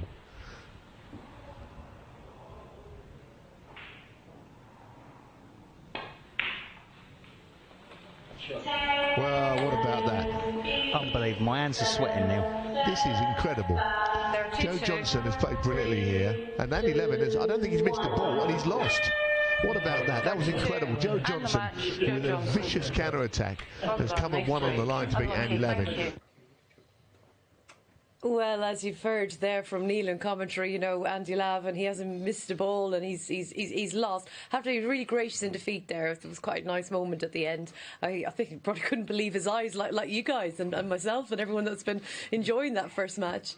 It was amazing, wasn't it? You know, it really was good to be in commentary for that one, wasn't it, Lee? Yeah, I mean, he's a lovely bloke, Andy Lavin, but I mean, what can you do? I mean, Joe's moved every single muscle in that last black into the middle pocket, and your heart sinks when something like that happens. You think about what's happened tonight, right? Matt Ford, how much better did he play tonight than yesterday? Joe had an absolute mare last night, didn't he? And tonight he's played the frame like that, so it shows you, you know, two of the players from yesterday didn't do so well. Tonight have done loads better. I think it's really nice as well to see the legends. You know, the first week it was Dennis Taylor, and he caused to be upset with Billy Castle, and you know, great drama, great excitement. Tony Knowles, all the drama he caused last week, and Joe to pull off that, you know, it's really nice. I think as a real genuine snooker fan, you just love to see it, Lee. Who doesn't love a bit of nostalgia? I mean, it was great to see it, but I still feel gutted for Andy. You can't rule out Joe being the first legend player to actually win one of the nights. He could be up there. Yep. He could be, you know, on the basis of how he can play. He certainly pots them. Well, it's quite incredible. He turned 70 in the summer, and you know, to be putting in a performance like that, I mean, at his age, he's got to be the one of the best senior players in the world. Definitely. Oh, yeah. Listen to the way he played tonight. And I know he's been practising hard today. Yesterday, he was coming down the motorway, wasn't he, for the most part, and only just getting here in time. Today, he's had a day's practice, and what we saw, different man, completely different Today, man. he was all business, wasn't he? And it was a great performance in his first round match. Of course, Joe will be back tomorrow night, and all of these will be back too. We've just done the draw, so just a little recap of what we've got to look forward to here on Sporty Stuff TV from 10 o'clock tomorrow night. And I think it's going to start with an absolute belter. Patrick Wallace and Gary Phillips. That's just a mouth-watering clash. Yeah, that's right. I think Patrick's favourite now. You know, I would have thought Gary had a better chance, but you know, he downed tools with 4 minutes left last night, didn't he? I don't know what happened, but it didn't go his way, and so I think Patrick will win that. Yeah, could well. I mean, Patrick's going to be favourite, but you know, Gary Filtness, he's pulled out results in the past. You know, he isn't going to give up easy. No. And we've seen Andrew Higginson just lose out in our mini-final of the week there tonight against Matt Ford. He's got a really tough opponent. I thought Raymond Fry was excellent. He won the final last night, and he's just a real solid player. We know he practices with Jordan Brown, Mark Allen in the club in Belfast, so he's well grounded, isn't he? That's one that I'll be very interested to see what the whole range of bookmakers, how they chalk that one up. Higginson will probably start favoured at 4-6, I'd say, but there's no reason why Raymond Fry, if his odds against, shouldn't win. And Joe Johnson, you said earlier, Neil, that he won't know who Dean Sycamore is, but he won't care either because he just go out and play his game. But big opportunity for Dean Sycamore. You know, he was saying how nervous he was. He said it was just shredding to be out there on TV. This is going to be a huge occasion for him. He's got a couple of games under his belt now. You know, he didn't know what to say when he was first in the studio, and he's like, I just can't believe I've won. You know, now tomorrow, it's all about tomorrow. He's got his foot in the door. One last match we didn't really get to chat on. It's a rematch, isn't it? Levi Meiller. Yeah, and Matt Ford again. Well, all of a sudden it looks a bit more difficult match for Levi, doesn't it? But listen, he's been out in the pub, he's all over Facebook. I even know what he's had for dinner tonight. He had a curry and rice. Somebody else had steak, burgers. He's prolific on social media, and I know what he's had for dinner tonight. He's just loving it, though, isn't he? Loving life. I mean, he's come from Canada. It's a huge experience. It's a life experience for him and so many of the international players that will be making it over, which we'll see over the next few weeks. What are you laughing at, Neil? I don't know. I mean, I just you get to know everything about what people are doing. I've seen his dinner a minute ago. What he's had. He hasn't seen our cocoa time, though, has he? No. I'd say a lot of people have seen that big carrot cake that you brought in. Yeah. Listen, it's been good fun anyway. Right, pundits pick. They're gone now. I've lost them. Right, pundits pick. How have they done, and how will they be looking going into tomorrow night's final? Andrew Higginson was your nap, still is your nap, and Gary Phillips, well, you're still there with both of them. Look, our naps are still going. His outsider's gone. Mine's been in hospital, so I don't know how that's going to go. And I'm not even kidding. So listen, I'm not so sure about Gary this time around. He's a very good player. I'm not saying anything about that. But I think he's got it all to do. Okay, right. I think that's fair and square. And Andy Lavin, you're saying you're absolutely gutted for him. I don't know if you're gutted for him or yourself. No, not myself. Obviously, we've got to pick. I like to pick one out of the first night and the second night. You know, Neil likes a favourite, but we all like a favourite. I just think Paddy's good value, and who knows? I mean, it's not a lot in that. He could win. Patrick could easily win tomorrow. It's a tough top half. Yeah. And we're going to be in all again tomorrow night. Big night. It really is. And, you know, we laugh, we have fun, but there's so much on the line for all of these players that are left in tomorrow night. 8 of them will be battling it out to be crowned the weekly winner, week 3. And, of course, on the board already, Andrew Norman and Aaron Canavan. Who will be next? Find out tomorrow night from Lee, Neil and myself. Good night. Bye-bye.